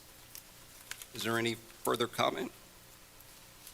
Seeing no further comment, I'll call for a vote. All in favor of the original policy, please raise your right hand. And that's 4, and all opposed? That's 3.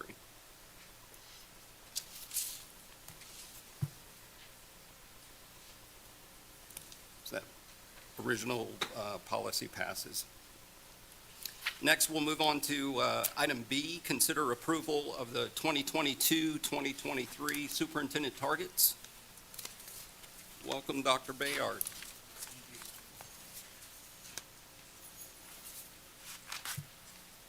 evening, Mr. President and Board of Trustees. I'm here to present you the 2022-23 superintendent targets. And this is an extension of the in-depth presentation and work that we did together at the March 7th workshop. I want to lead with our guiding documents for how we collaboratively developed these superintendent targets. Begin with the community-based accountability report.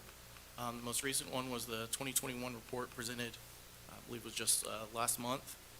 Our strategic plan to achieve, contribute, and lead with integrity, and that forms the basis. The superintendent targets are but yet a small portion or subset of the work that our students and teachers and staff work on, but that rise to the level of priorities of these targets. It is nested within our strategic plan. That obviously has more work, and then our community-based accountability has many more measures than even the targets of our strategic plan, with many academic measures, along with measures that aren't found anywhere else in any other state data. Our mission is before you there, and I just want to highlight probably one of the most important pieces, that our responsibility to ensure each student achieves, contributes, and leads with integrity. Our strategic plan is one of the guiding documents, and our 22-23 superintendent targets are the next iteration of the work going on this school year, in the 2021 school year, with the current targets. These are intended to align with the district's community-based accountability pillars, as well as the strategies and result statements within the strategic plan. And we have 5 strategies with a number of result statements under each. We have 7 community-based accountability pillars, and these pillars are referenced with each of the target areas, and I'll call attention to each of the pillars as they align. Our purpose is to align the strategic plan and expectations for not only our superintendent, but also the district and our campuses. We aim to promote coherence among individual and collective staff, students, and parents, and our shared understanding about the purpose and nature of our work, establishing these targets. And we remain and will continue to be open to discovering new and better options through this iterative, responsive, and growth-oriented mindset. As we go through the year, we maintain that mindset of growth throughout the dips and valleys. We'll have a chance to look for better ways or to respond to dips, but ultimately to succeed to the end. And just like we hope to teach our students, if you don't succeed, you get back up and you do better. And we aim to do better as a district. Our monitoring metrics is what guiding our work to implementing any changes. And we have metrics that are related to fidelity, effectiveness, and impact metrics. Fidelity metrics are the extent to which our initiatives or changes are implemented as intended and planned and across our district. Effectiveness, the extent to which changes implemented are producing the desired effect. And the impact is the extent to which long-term and sustained changes occurred in our target population. So, are we doing what we said we would? Are there changes in staff as a result of what we did? And are there changes in students as a result of what we did? We have 6 superintendent target areas that we're bringing to you, with recognition that many other initiatives, major work, and expectations that we hold for our staff and students support our overall success as a district. Our first target area is in budget development. The community-based accountability pillar alignment is with fiscal and operational systems, and it aligns strategic plan strategy 4. We will expand the organization's capacity to accomplish our strategic intent. As I mentioned, we spent a lot of time going over the fidelity, effectiveness, and impact metrics, so I'll mention one in each of these that resonate from you and from our discussion at the board workshop. For this particular target area, the one that resonated was that we'd create a stakeholder advisory committee comprised of staff, parents, and community members to provide feedback on expenditure reductions and revenue enhancements. I'll give you a moment just to see the other metrics there.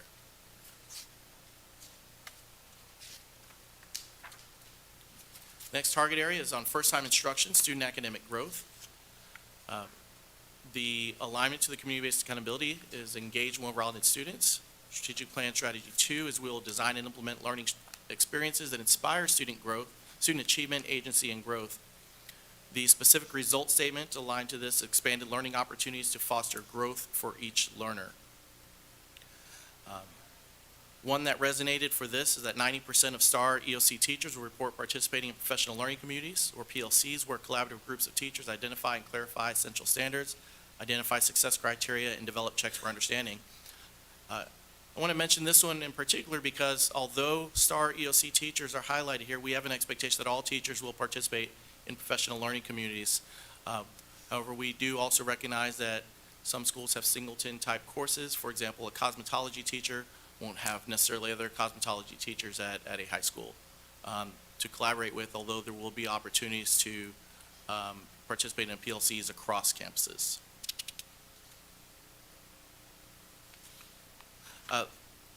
Along with this, the other, based on our conversation and discussion, one of the requests was to have a data table, and so in the superintendent targets document, you'll notice that there is a background page for each target area, along with supporting data that has the description, along with a place to put data for this current school year, the 21-22 school year, and 22-23.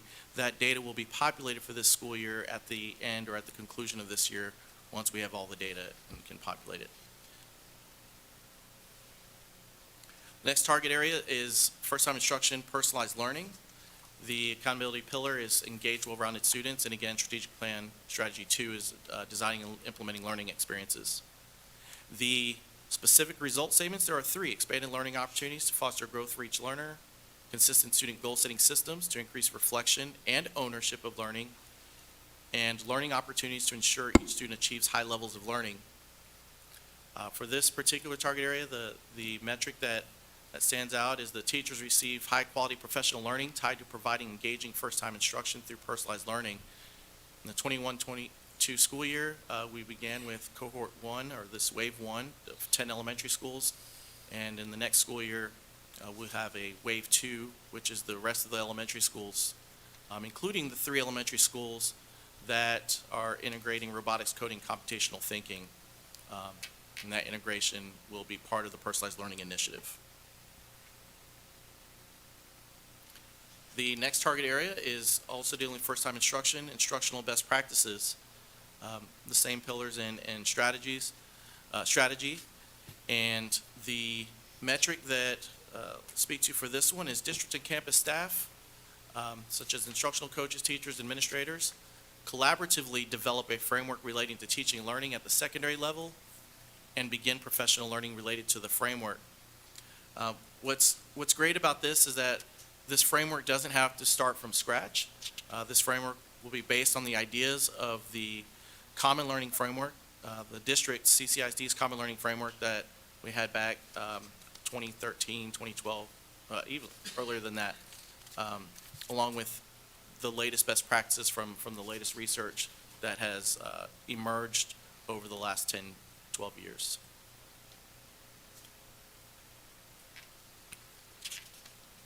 The next target area is with first-time instruction, and this is an iteration of literacy development. The community-based accountability pillar alignment is also engage well-rounded students, along with strategy 2 of designing and implementing learning experiences that inspire student achievement.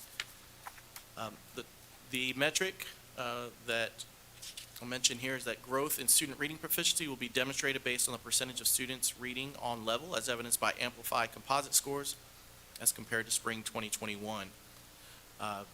We started this year in literacy development with our teachers in grades K and 1, and this will be expanded to teachers in grades 2 and 3. And you got to see an example of that with Dr. Williams' update this evening. And the final target area is on mental health resources and supports. This is aligned to the community-based accountability pillar of safety and well-being, as well as strategic plan strategy 1 will foster a safe and nurturing environment. And the specific result statement here is an intentional focus on safety and security. The impact measure or metric, the particular metric that resonated from our conversation earlier this month is 80% of end-of-year surveys submitted by students, staff, and parents indicate the well-being of students is supported by the campus and/or district. One of the big benefits of bringing to the superintendent targets now is that this will allow our campus leaders to develop their campus improvement plans with these targets in mind before going into the summer when a bulk of the planning is done to bring in our teachers, new teachers, and students at the beginning of the 22-23 school year. Welcome your questions or comments at this time. And my team, our team will help. And thank you for that presentation, Dr. Bayard, on the superintendent's targets. I'll open it up for questions or comments. Mr. Boat? I guess I'll just offer a quick comment. I do really like the supporting data tables. I think that's a great way to address some of the comments that I brought up in the workshop about making sure we have our baseline data identified before we go into the year and try and improve it. So I guess the only thing I would ask is that when we do have this baseline data, can you update the board with our 21-22 results? Yes, sir, certainly. I think a good time for that might, well, yes. The answer is yes. It'll be the summer, yes. Thanks. Dr. DuPont. Thank you.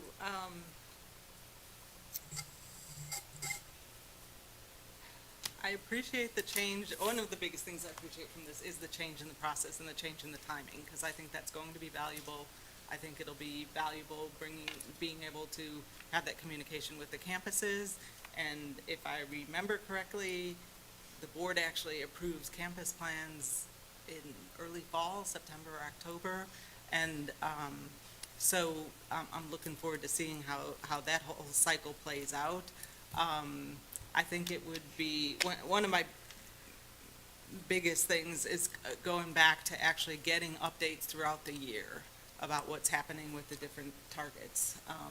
Perhaps at a workshop focusing on a particular target. But as I just listened to this presentation and knowing the change in the process, it might even be valuable to do something in August or September to actually find out how that process worked with the campuses too, how they were able to use the superintendent targets to actually do their planning, and how that is good or bad for the entire process. So I'd be looking forward to seeing something like that.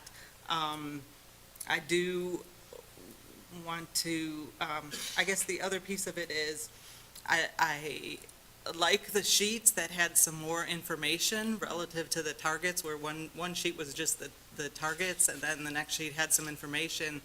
And I guess I'd ask that maybe the administration would consider using those as these targets are communicated to the campuses, because I think there was some rich discussion that happened in the workshop that I think is not necessarily reflected just when you read a target. It's hard to reflect all of that within a single line target. So if there's a way of doing that and maybe getting more information, I think that would probably be helpful to, for everybody to be on the same page as to what was being conveyed through certain things. And I guess that leads me to my last thing, which is still, I'm hung up on the whole mental health resources and supports page, because it still seems to me that most of this is focused on counselors and what counselors are doing, and I think that does not adequately represent what actually needs to happen, and that this is something that needs to happen in every classroom, on every campus, everywhere across the district. I realize that's perhaps representing best in that impact statement that you referred to, but it could easily, just reading this, it could easily be one question on a survey asking about well-being. And if it's worded exactly like this question, I don't think it's going to give us the information that we need. As students is supported by the campus and our district. It needs to be supported at the campus level, and it needs to be something that's happening, that students feel like is happening in every classroom they're in.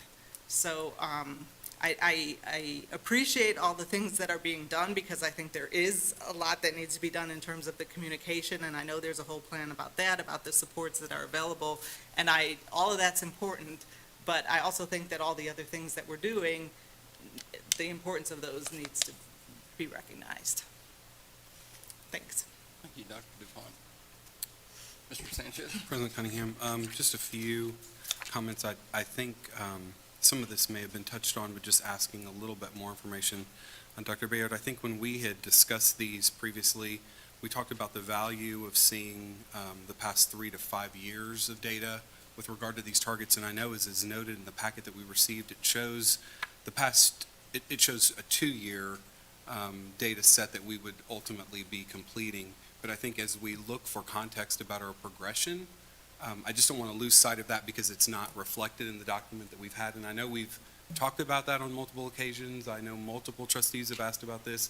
It's something that we have focused on in the time that I've been on the board, and I do know it's important because ultimately it informs the decisions that we are making about where we need to focus additional attention.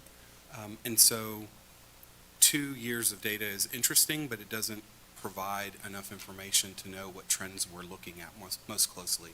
So I want to ask again that if there's some notation that can be included on this document that would show where we think 3 years of data is available, or 5 years of data, or if this is all we're going to be able to see, I think we should have that expectation soon so that we understand what it is that we're looking for going forward? This is the second year of this iterative process of superintendent targets, which is what's great about having this process, and especially coming so early. The areas that additional data exists are limited with these particular targets, which goes back to the challenges we've had in the past with superintendent targets of comparing from year to year, because often it's, well, we have new baseline data.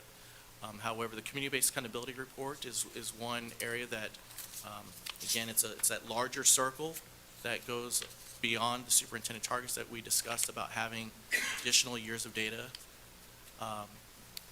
And this gives us 2 years. Next year, we'll be able to have 3 years and continue growing. If there's any comparable data from the past years, even if it wouldn't be identical, I just think if it was somewhere within the same area, it may be helpful for us even just to see what was it that drew our attention, that kind of draws our focus on this, and I think it's just something that would be helpful. Yes, sir. I appreciate that the data changes and what we're looking at, but just would ask that. Just a couple of other things. I think when we had some discussion about this, we talked about the challenge of consistent practices and implementation across our district, our size.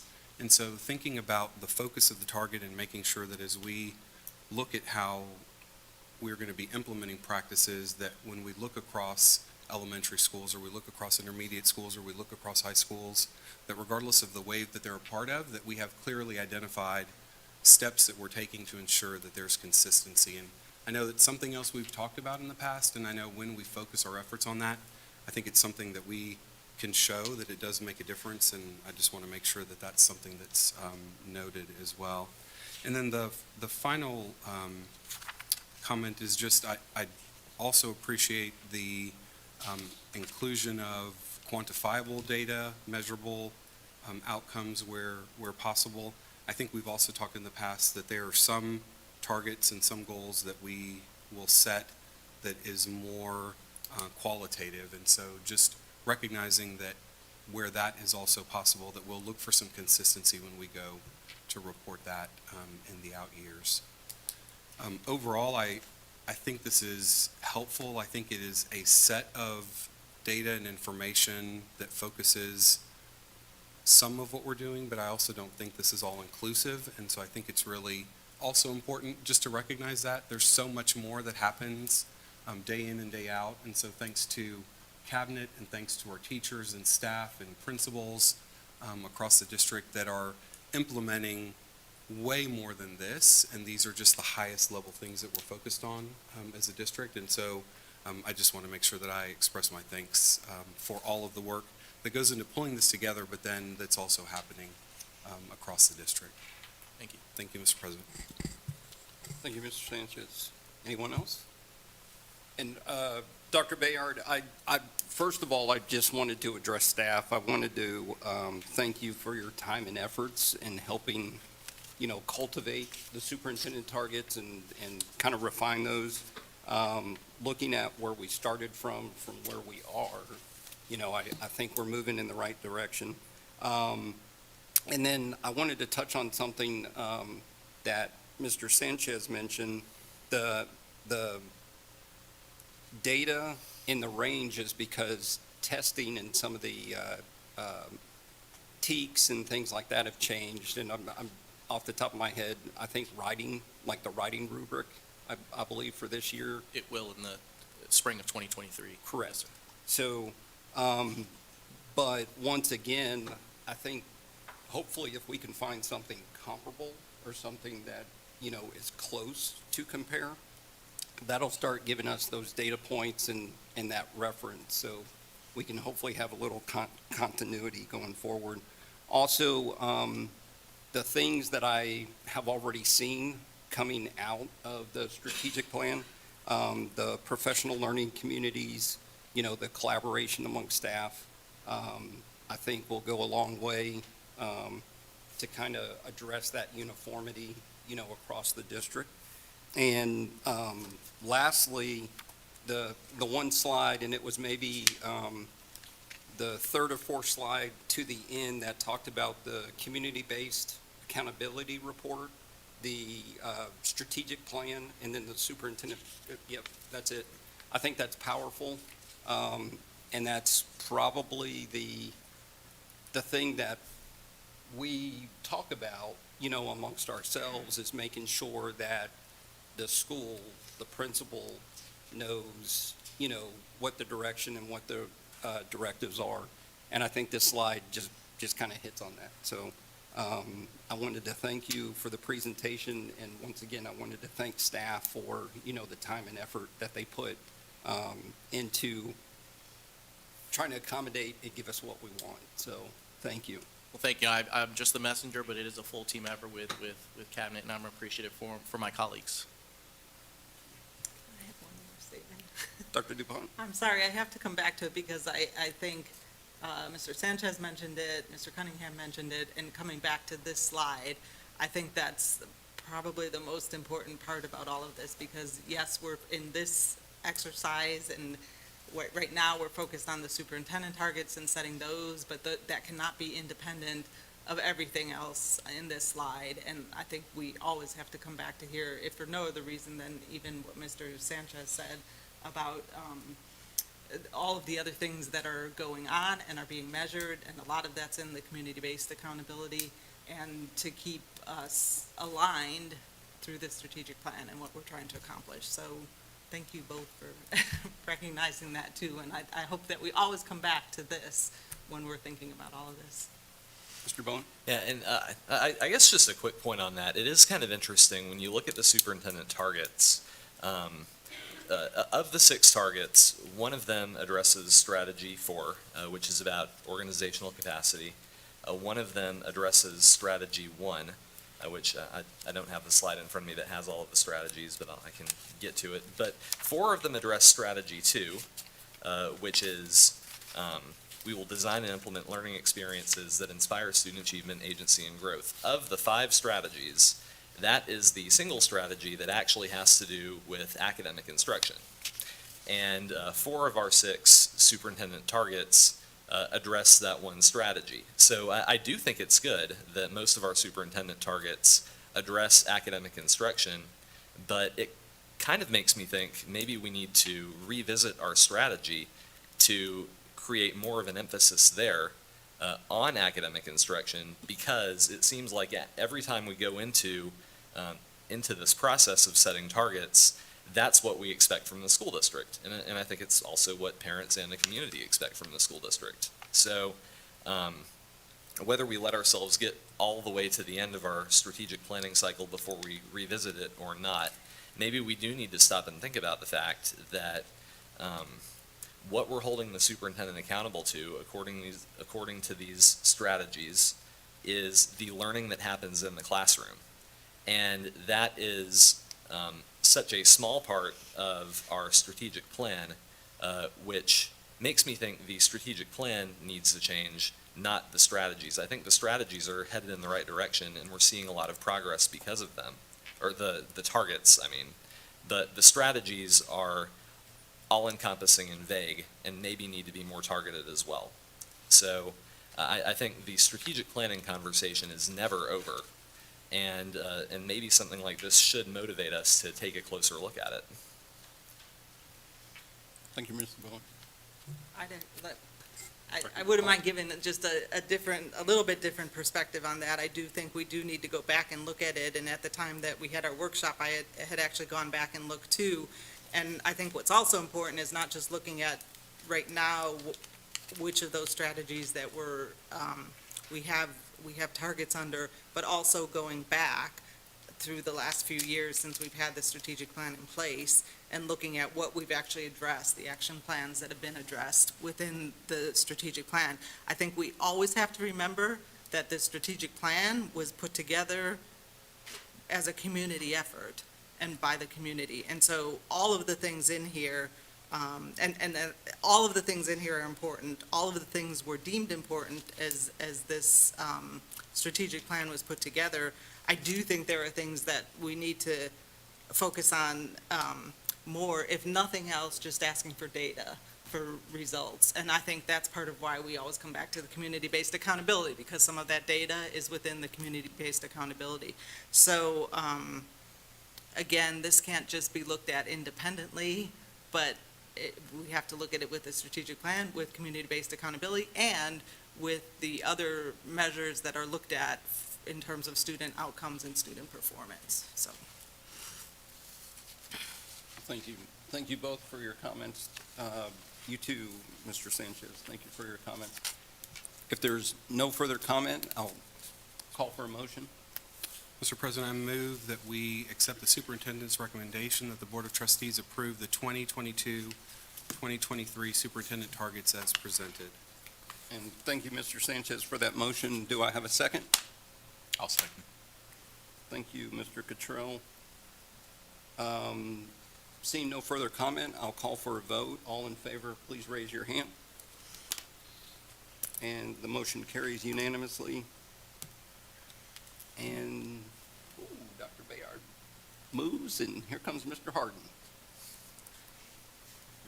for our approval of award of contract 2022.514 Digital Learning Platform Canvas. Thank you, Mr. Cunningham. Board of Trustees, we're here tonight seeking your approval for the new district digital learning platform to replace It's Learning. We have a very short presentation for you tonight, starting with the evaluation process. We knew very early on this could not be a siloed decision. We looked at this process and evaluation in three unique areas, from a technical lens, a curriculum administration lens, and then a campus lens. If you notice from the presentation, there are numbers next to each one of those that indicates the number of stakeholders represented from each group. So we had 10 people from the technology department and over 160 from the campuses represented in the evaluation process, for a total of about 200 people throughout the entire district. I want to quickly thank Linda Bertrand from our award-winning purchasing department. Her, Kelly Lane, and Kelly's team were really the stars who organized all of this together, helping communicate and this whole process and making sure everyone's voice was heard. After we started this process, very quickly, top two vendors came to the top. And after evaluating all the surveys, feedback from all the stakeholders at the campuses and the curriculum department, looking at demo accounts, calling references, it was decided by the evaluation team that Canvas was the best product for the district. The great news was Canvas was also the more cost-effective solution from the top two products. This is a quick breakdown of the cost year to year as we move in transition from It's Learning over to Canvas. I want to bring up the three highlighted squares there in green. Those years we paid for out of ESSER funds, and I want to thank the ESSER committee, in particular Alice Benzai and Chris Kidwell, of making sure we follow that process properly to move that cost from our operating budget over to the ESSER funds. We will have a one-time cost of $90,000 for implementation, and that includes a 33% contingency fund just in case we find something we need some additional consulting hours with, or just the unknowns that we have coming up. So I want to talk a little bit about Canvas. Their parent company is Instructure. Instructure has a portfolio of collegiate and K-12 products, software products for different entities.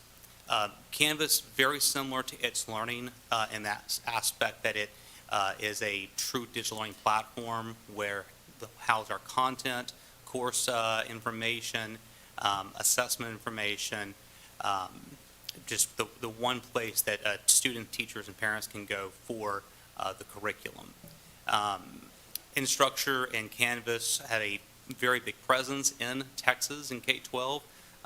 Some of the districts listed on the screen. In addition, 2 districts that are not there are Spring Branch ISD and Houston ISD, and I make mention of them because they were part of It's Learning. They have already finished their RFP process, and they have also awarded to Canvas. During the Finance Committee, Mr. Sanchez asked a question about the higher ed, and Canvas and Instructure do have presence in higher ed as well. Arguably, some of the best colleges in the state utilize the same product. A few little features just to highlight. Canvas does have a parent, or what they call an observer account. It's a great application. Parents can download on their phone or access from any web browser. Parents can see their children's scores, course documents, syllabus, announcements, calendar, can get communication through the app. Really a nice feature. It's Learning has one as well. This one we believe is a lot more comprehensive. Canvas had the best Microsoft Office 365 integration. I'm not going to go over all those things that it can do, but it was the most dynamic. One of the things that they did have is something called Speed Grader, which we believe teachers are going to fall in love with. It allows teachers to do a side-by-side grading of Office 365 documents with the rubric on one side, annotate on the other, and quickly go through their grading. So it's going to, we believe, save a lot of time in addition to all the features that it has. Canvas also has a plethora of tools. These are 3 of the tools that we highlighted: Mastery Paths, ePortfolios, and Groups. This might be a little bit forward-thinking of a slide, but as we were going through the demonstrations and evaluation process, we were already aligning what the tool can, what Canvas can do to the work that we're performing right now. Things like ePortfolios being potentially where students and teachers could be focused on their goal setting, or Mastery Paths is where the flexible path and pace area within personalized learning can be housed at. And as we become more mature with the product and more knowledgeable, we'll develop more professional learning and alignment where we find that's needed at. And to finish up, I want to talk real quickly about the professional learning timeline and how we're going to support teachers. Also, part of the board docs is a 4-page timeline. It's very hard to fit into one slide here, so I'm going to kind of bring this to life a little bit. Students and teachers will be using It's Learning all next school year. The 22-23 school year, we will still be utilizing It's Learning in the classroom. During that time frame, starting as early as the summer, we will be focused on the technical integration to begin with, getting Skyward integrated, Office 365 integrated with Canvas, trying to meet the goals of the administration camp this in July. We'll be moving from It's Learning from our professional development into Canvas, and then throughout the fall, as we move forward, finding professional learning courses within It's Learning and helping those departments and campuses move that into Canvas. We're hoping by the first day of school in 2020, teachers will have access to log in. They will see their courses that they would see as well in It's Learning, help us do a data quality check. So we'll have an entire year be able to run systems simultaneously to check, to make sure the classes are rostering properly. Dustin, just excuse me one second. I think you said 2020, but I think you meant... No, we want teachers to be able to log in 2020. So we will have teachers logging in and 2022, I'm sorry, 2022, you are correct. We would all like to go back to 2020. I'm not sure about August of 2020, but before then, I apologize. August of 2022, teachers will be able to log in, accessing Canvas. During that same fall time frame, the learning technology coaches will be developing professional learning opportunities for the teachers for the spring semester to take. It's worth noting as well, our 2 districts that were also in the It's Learning journey. They're going to be implementing this in 2022. So they will have teachers and students in the system a whole year ahead of us. We'll be monitoring those districts to see if they have any struggles as well, so that we can prepare our teachers ahead of time. So we have a very detailed plan already kind of created, but we have yet to validate that with Canvas, so we're hoping to do as early as we possibly can, meeting their best practices as well, since they've done this for a multitude of school districts. So with that, are there any questions you'll have about the transition? I'll open it up for question or comment. Yeah, I'll say something. So I appreciate all the due diligence that y'all have done and laying out your plan of action to get everybody trained, and I'm sure the teachers are super excited, right, about all that PL time. So parents, as a parent of kids in the district, and I can tell you right now, the parents are, of course, as they figure out they've got another year of its learning is great, but maybe offer a suggestion of earlier, Ms. Plansky was here with council PTAs, or working something with all of our resources in the district to get everybody trained, Absolutely. to get the parents, start planning now how you can roll out something to educate them on using a new system, because like you said, its learning's been around for a long time. Yes. And everybody's finally feeling comfortable with it, and now it's just getting taken away. So yes, the PL, enjoy it, the teachers, I know y'all will. The kids, they'll roll with the punches, they're little chameleons like that, but the parents, all of a sudden, there's something new and there's a roadblock. And so Absolutely. anything we can do to try to help them make that transition, let's try to do. Absolutely. Thank you, Mr. Cottrell. Anyone else? Yeah. Dr. DuPont? Thank you. Thank you for the presentation. I want to say upfront that I really appreciate the description of the process that was done, that was given to us in the packet. It was very easy to understand from that what was done. And one of the pieces that I also thank you for is the amount of stakeholder input that happened throughout that process. And I think it was very clear from the description how that happened, where it happened, and what was done at the various stages. So I really appreciate that. And I think you referred to the alignment considerations that have already been taken into account, and that's going to be important going forward too. I guess the only, I guess a follow-up to what Mr. Cottrell said, initially one of the things, I like hearing you say that there's going to be professional learning happening between January and May of next year, because it's not something that can wait till the week before school starts. Absolutely. And have a completely new system to do. So I appreciate the thinking that's going on what kind of training can be done during the school year. And perhaps it even seems that they could even be working with it and learning it by doing some of it in that way too. So I love that part of it. The question I want to leave is just to think about whether there's a way to determine some factors now that should be measured all the way along the way. Okay. And I'd suggest going back to even some of the things that were mentioned in the description of it, such as the navigation and development of courses for teachers, like how easy is it to do that, and navigation and interaction with courses for students. So all of the things that I assume the stakeholders thought were important, and looking at the whole platform, come up with some measures now that can be tracked as we go through. One of the other things that I appreciate is the long-term look at it and the 5-year contract, looking at it as a long-term contract, so we're not looking to change platforms every year or every other year. I don't think anybody wants that.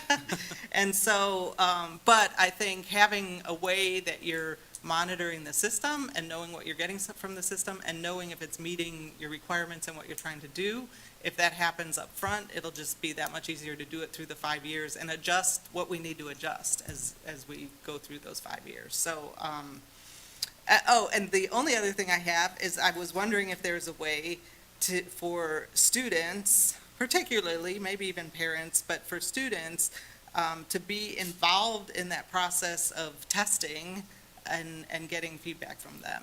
I think there may be a way to actually involve students in that process, because they're probably better at it than many of the other people are.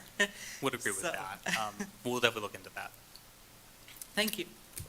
And I guess I'll echo what Mr. Cottrell said and Dr. DuPont. When you mentioned getting this in the hands of staff, one of the first things I thought of, and may she rest in peace, Miss Deborah Carr. She, we have teachers like that across the district that we let them kind of play around with it, vet it, things of that nature. So I hope we continue that process and do that, because that's our feedback, that's our, boots on the ground, so to speak. And, they do an excellent job of, playing with it and giving you all the ins and outs and things of that nature. So I hope we continue that process. Yes. So. I was just going to say, Dustin, thank you also for including mention of the universities that utilize Canvas. I know that was just a small sample, Yeah. but I think in the Finance Committee, as we talked about some of the added benefit to students as they transition to universities across the country, it wouldn't be unusual for them to find themselves at a campus that's also utilizing the same platform that ultimately eases their transition as they go on to higher ed. And so thank you all for looking at that. And I think the last piece I wanted to mention, and I think you touched on it, but it was, I think, important in our discussion, was this transition period where teachers are getting the chance to start really working within Canvas, to really populate it and test it and try it as they're doing it, where it's at a reduced cost. We're not paying what a full cost would normally be because the licenses aren't available to students. But I think it's during that time where we'll also get some valuable feedback from teachers as they're building, their content in Canvas. And so appreciate them having that time. I'm sure in the end we'll want more time, but I think that will definitely be helpful. Thank you, Mr. Sanchez. If there's nothing else, I will call for a motion.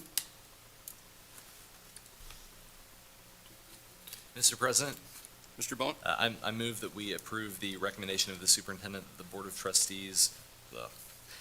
I move that we approve the award of contract 2022.514, a digital learning platform to Instructure for their Canvas digital learning management system for the transition year beginning April 1st, 2022, up to December 31st, 2022, for an estimated contract value of $90,000.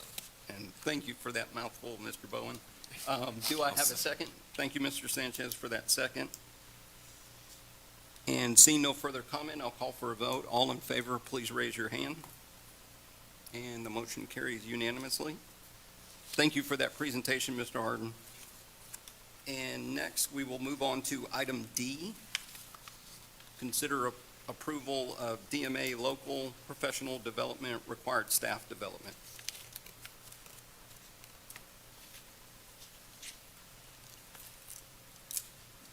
I guess I'll make a motion, but give me a sec to scroll to it.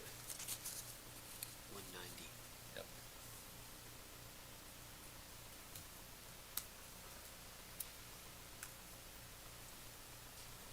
So, Mr. President, I move that we adopt the attached language for policy DMA local, professional development required staff development. And thank you for that motion, Mr. Bowen. Do I have a second? You do. And thank you, Mr. Larson. Is there any further comment? Seeing no further comment? I'm sorry, I missed you. I'd actually like Mr. Bowen to speak to the motions. Sure. So, okay, so the policy DMA local goes through a lot of requirements that are above and beyond the legal requirements for professional development. So our policy structure is that there is a legal policy that comes directly from state law and case law, and then a local policy that is our additions above and beyond that, some of which is due to compliance, but other aspects are due to our preferences. So when it comes to the teaching of curriculum related to human growth and sexuality in classrooms, the legal policy under EHAA is very extensive. There is a review that starts with a student health advisory committee. Then it goes through 2 public presentations and finally a board vote before it is adopted. And so I'm not asking for that for training. However, for training related to those topics, I think it would be reasonable to have a board vote before that training is propagated to teachers and staff. And this policy would require any training to be compliant with the local guidelines in EHAA local. It would be approved by the Board of Trustees in a record vote, and then it would not be, and then training on those topics would not be provided by organizations outside the district unless the content of the training is available for review prior to approval and will remain available after training is concluded. So this solves the problem that we ran into a few weeks ago with training that was offered by the counseling department that did not go through that level of review, and so a lot of people were surprised by its contents. And with that, I think it's a very reasonable and not burdensome step for a specific category of sensitive topics. Thank you for that explanation, Mr. Bowen. Is there anyone else? I want to make sure I don't Yes. miss anybody. I'd like to speak to it some too, in general, to this wording, this addition to the policy. I want to note that so DMA local is what you're proposing some wording change in, which is pretty high level in terms of professional development and what is done. But behind DMA local is DMA legal, well, maybe not behind, but above, is the legal requirements. And this is a 10-page document that actually gives some specific information about where training needs to come from, what needs to be included in different professional development classes. It actually goes back to something that in the 87th legislature, that there was a lot of talk about this, and actually on the same topic that you're proposing the wording around, that includes creating a clearinghouse of training programs that are available and are approved, and also makes reference to a professional development policy that each district needs to have. This actually refers to having it produced by August 1st, 2022, so all of this is relatively new. We already have a professional learning policy within the district. It's under a reg, under DMA reg. But also, in addition to the other things that are stated in DMA legal, there's also reference to the State Board for Educator Certification having requirements of what needs to be included in continuous learning.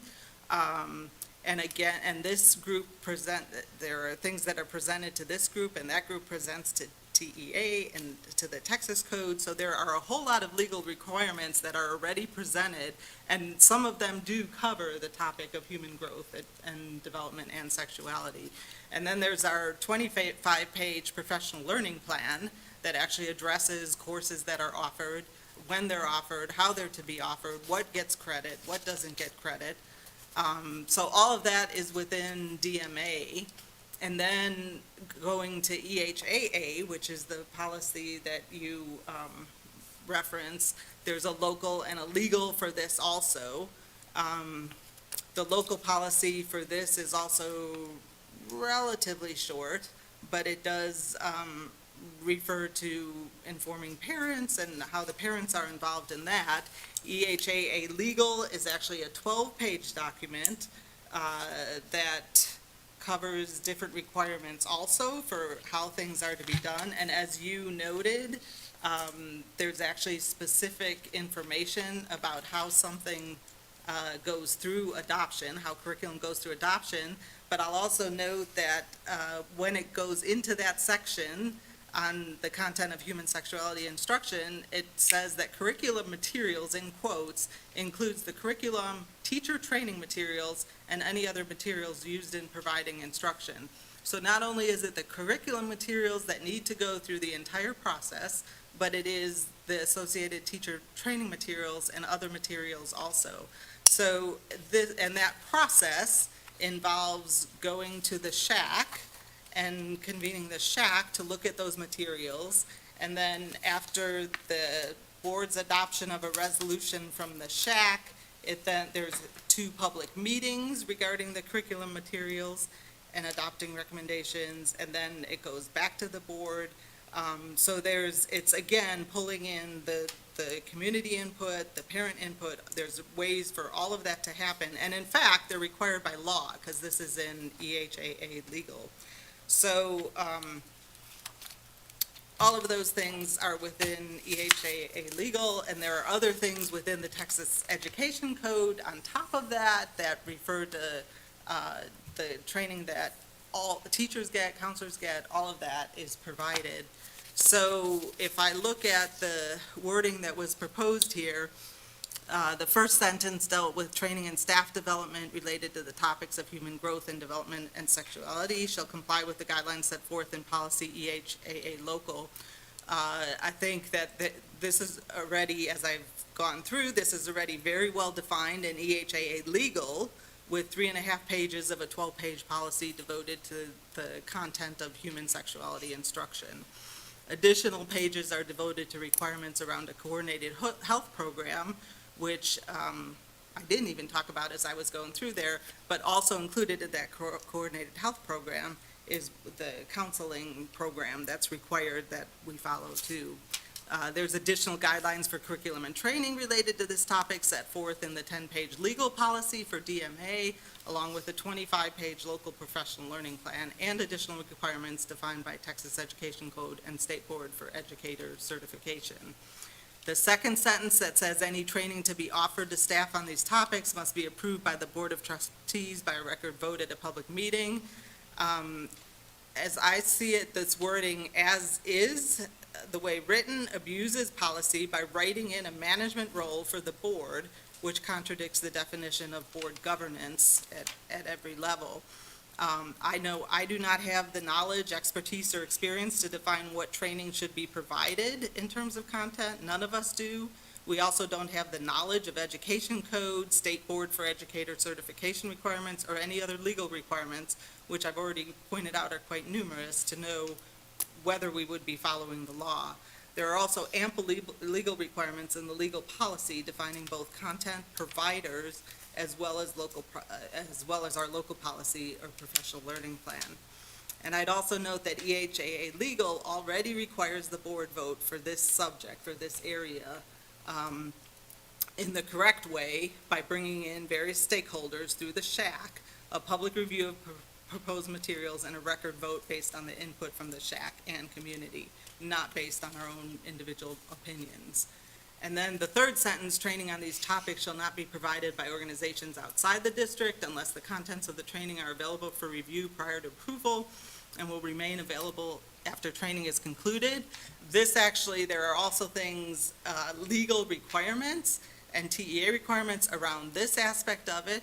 It directly conflicts with actually what was defined by law in the 87th legislative session, which included that creation of a clearinghouse of training providers specific to certain curriculum areas, including human growth and development and sexuality. In fact, the EHAA legal even defines how copyrighted materials can be reviewed by parents, recognizing that there are situations where materials are in fact protected by copyright law. And just for the other parts of this statement, these topics are already addressed in Texas legal policy, Texas Education Code, State Board for Educator Certification Code, and/or a local professional learning plan. So as I was going through all of these policies, for me, I do not believe it is appropriate to add the requested wording because I think it is already addressed within the legal policies, the TEA, the Texas Education Code, and all of the other codes and legal requirements that apply. Mr. Bowen? All right. That was a lot. So I appreciate that all of these legal policies, these local policies and legal policies already exist. And yet, they also existed at the time this training took place, and it still happened. So so there are two options there. Either the oversight that occurred in order for this training to be offered was much more extensive than we thought, and it involved the counselors not just making an error of judgment, but actually breaking several laws and policies, or there's a gap in our laws and policies that allowed for this to take place. And so I don't need to be an expert to know that no CCISD teacher or staff member or student should be exposed to content that is ideological. And that is what this was. We don't have the full presentation, but we do have information from the presentation that was included in some of the open records requests that were presented, or that were given to us and to parents. We have several of the graphics from the presentations, and believe me when I say that these are on the cutting edge of gender ideology propaganda. I mean, if anyone's ever seen the genderbread person graphic, this presentation contended that that is not progressive enough, and we actually need to be thinking now in terms of the flying gender unicorn. Every counselor in the district was subjected to that. And so there was content in this presentation encouraging counselors to send minor students to groups that were for students under the age of 18 and specifically identified them as not requiring parental consent. And it was so bad that after parents found out about it, the counseling department had to send out an email walking a lot of these assertions back. And that happened because there was no oversight. If this presentation had been presented to the board, well, it wouldn't have been presented to the board because it would never have gotten to the point where it would have been brought before us for a vote. I think several levels below even Dr. Williams, this would have been left on the cutting room floor. But having this accountability process, any sort of accountability process whatsoever over training involving sensitive subjects is important, and we've seen why it's important, and I don't think it is management any more than approving contracts is management, or approving curriculum is management, or approving new hires is management. It is oversight. It is making sure that the most important decisions that the district makes have representatives of the community overseeing them and making sure that they're on the right path. And so we have a 2-reading process for a reason. If there are specific points in this policy draft, that's why it's a draft. We can go to the policy committee and make fine-tune adjustments to make sure that the intent of the policy is expressed in the language. But at this point, I do think we need to make a statement that this will not be allowed in the future, and we will exercise more oversight over what our staff is subjected to in terms of these topics. So that is why I'd advocate a yes vote, and the policy doesn't become final until it's been through the policy committee. We have a chance to workshop it and bring it back before the board a second time, but I think as it stands right now, a vote against this policy would be allowing this sort of training to continue, and I just don't think that we can do that. And that's all I have. Thank you, Mr. Bowen. Mr. Larson? Yeah, it seems very clear to me that our counselors were given training that basically told them to violate our own policies. And that, I have an issue with that. I think this is a reasonable approach to dealing with that possibility, that could happen again. I think just a little bit of oversight would save us a lot of grief down the road. And with regard to our existing policies, I just pulled up DMA legal and EHAA legal. And of course, I can dispense with EHAA. It's quite lengthy, you're right, but it does not deal with materials that do not go to the classroom. And that's exactly what this was. This was training, professional training just for our counselors. So I do appreciate there is a great deal of I don't want to say legalese. I would say there's a great deal of guidance and regulation available in EHAA. Unfortunately, none of that applied here. And with regard to DMA legal, I just looked through that, and the only thing in there that is even remotely applicable to this particular situation is there's a section on child abuse, trafficking, and maltreatment that discusses, basically abuse of and sex trafficking and things of those natures. That really doesn't address our problems with, the reason this entire training took place is because our counselors wanted more guidance on dealing with LGBTA students. And this DMA legal simply does not address that in any way, shape, or form, at least not that I can see reading through DMA legal. So I think, again, this is a reasonable way of just heading off potentially problem training for our staff before it gets to us. And it might be a simple case of some outside party would send us proposed training material. Someone could review it and say, this is in accordance with our policy. Could you please change this, that, and that? And either the contract would never be written up, or that entity could change the training, the proposed training, to comply with our policies. And I think that's all we really want here, is just something that complies with our existing policies. For that reason, I think this is a very reasonable approach to dealing with that whole situation. Thank you, Mr. Larson. And I'll say one other thing relative to why I disagree with some of that. I don't think it's right. I think that there is ample legal code in all of these to address the situation that happened. I think what happened was a process was not followed the way that it typically is, and that is addressed, that has been addressed, and it will be corrected and addressed in the future. Adding something to a policy that puts the board in a role that it should not be in, I don't agree with doing. So I think that it comes down to following the policy that already exists. I disagree that these don't address the policies, and we can go around on this all the time, because I think there are things in here dealing with suicide prevention, strategies for establishing and maintaining positive relationships among students, including conflict resolution. I think there are ample things in here, a whole section on suicide prevention programs and what are warning signs, and that all overlaps very much with the topic that was presented. And then going back to, I'll say it again, back in EHA legal, it refers to curriculum and materials, includes the curriculum, teacher training materials, and any other materials used in providing instruction. So I still believe that the policy is there, and we just need to make sure that it's being followed the correct way. Thank you for that, Dr. DuPont. Anyone else?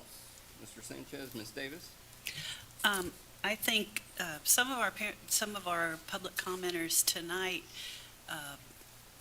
helped me to see more of what the problem is. As was said, this information just went out to the counselors, so it didn't make it to the teachers, the classrooms, but yet it could inform the way that they interact with the students, the children. And I appreciate that the memo went out to clarify the proper way to handle those things, and basically not the way that the presentation represented. But also this evening we've heard comments from the public that some teachers have their own library of books, which may include some of the books that we would not allow in our libraries, but yet they are there for the children to be indoctrinated into, exposed to, whatever wording. I do think the board holds a very serious role in making sure that when our citizenry is upset about what is going on in their children's classrooms, they come to us. They come to us, and I think that we have to be here. We have to be the ones to stand up and do something, or we have to be the ones to explain why it isn't really necessary. I think we just say, oops, sorry, it won't happen again. I think we need to take some further steps to let everybody who may or may not have an agenda know that we're serious about what we're watching here. Thanks. Thank you, Ms. Davis. If there is no further comment, I'll call for well, I guess, Mr. Bowen, you did make a motion, and Mr. Larson, you seconded. So I'll move, if there's no further comment, I'll move for a vote. And if I can just clarify for members of the public that the motion is to accept it for a first reading. As with all first readings, it's not a final vote on it. So. Correct. And I would ask that you repeat what we're voting on, the wording of the motion.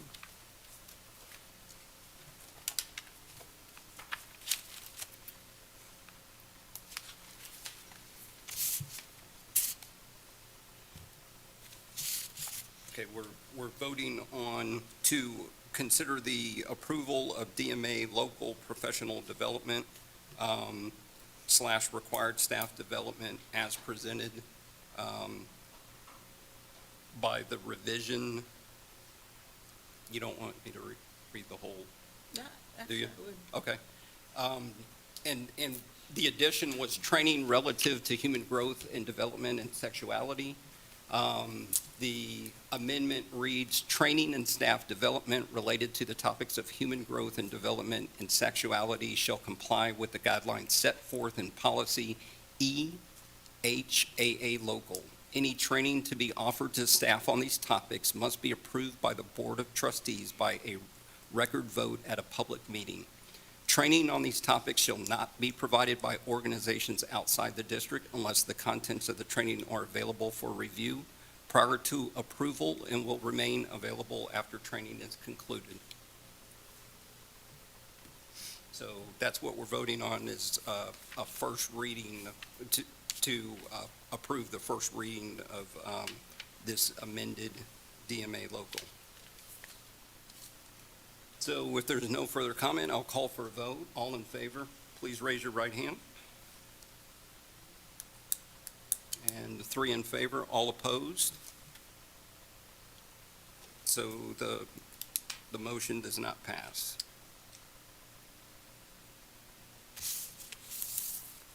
And with that, I will call us back into closed session at 9:32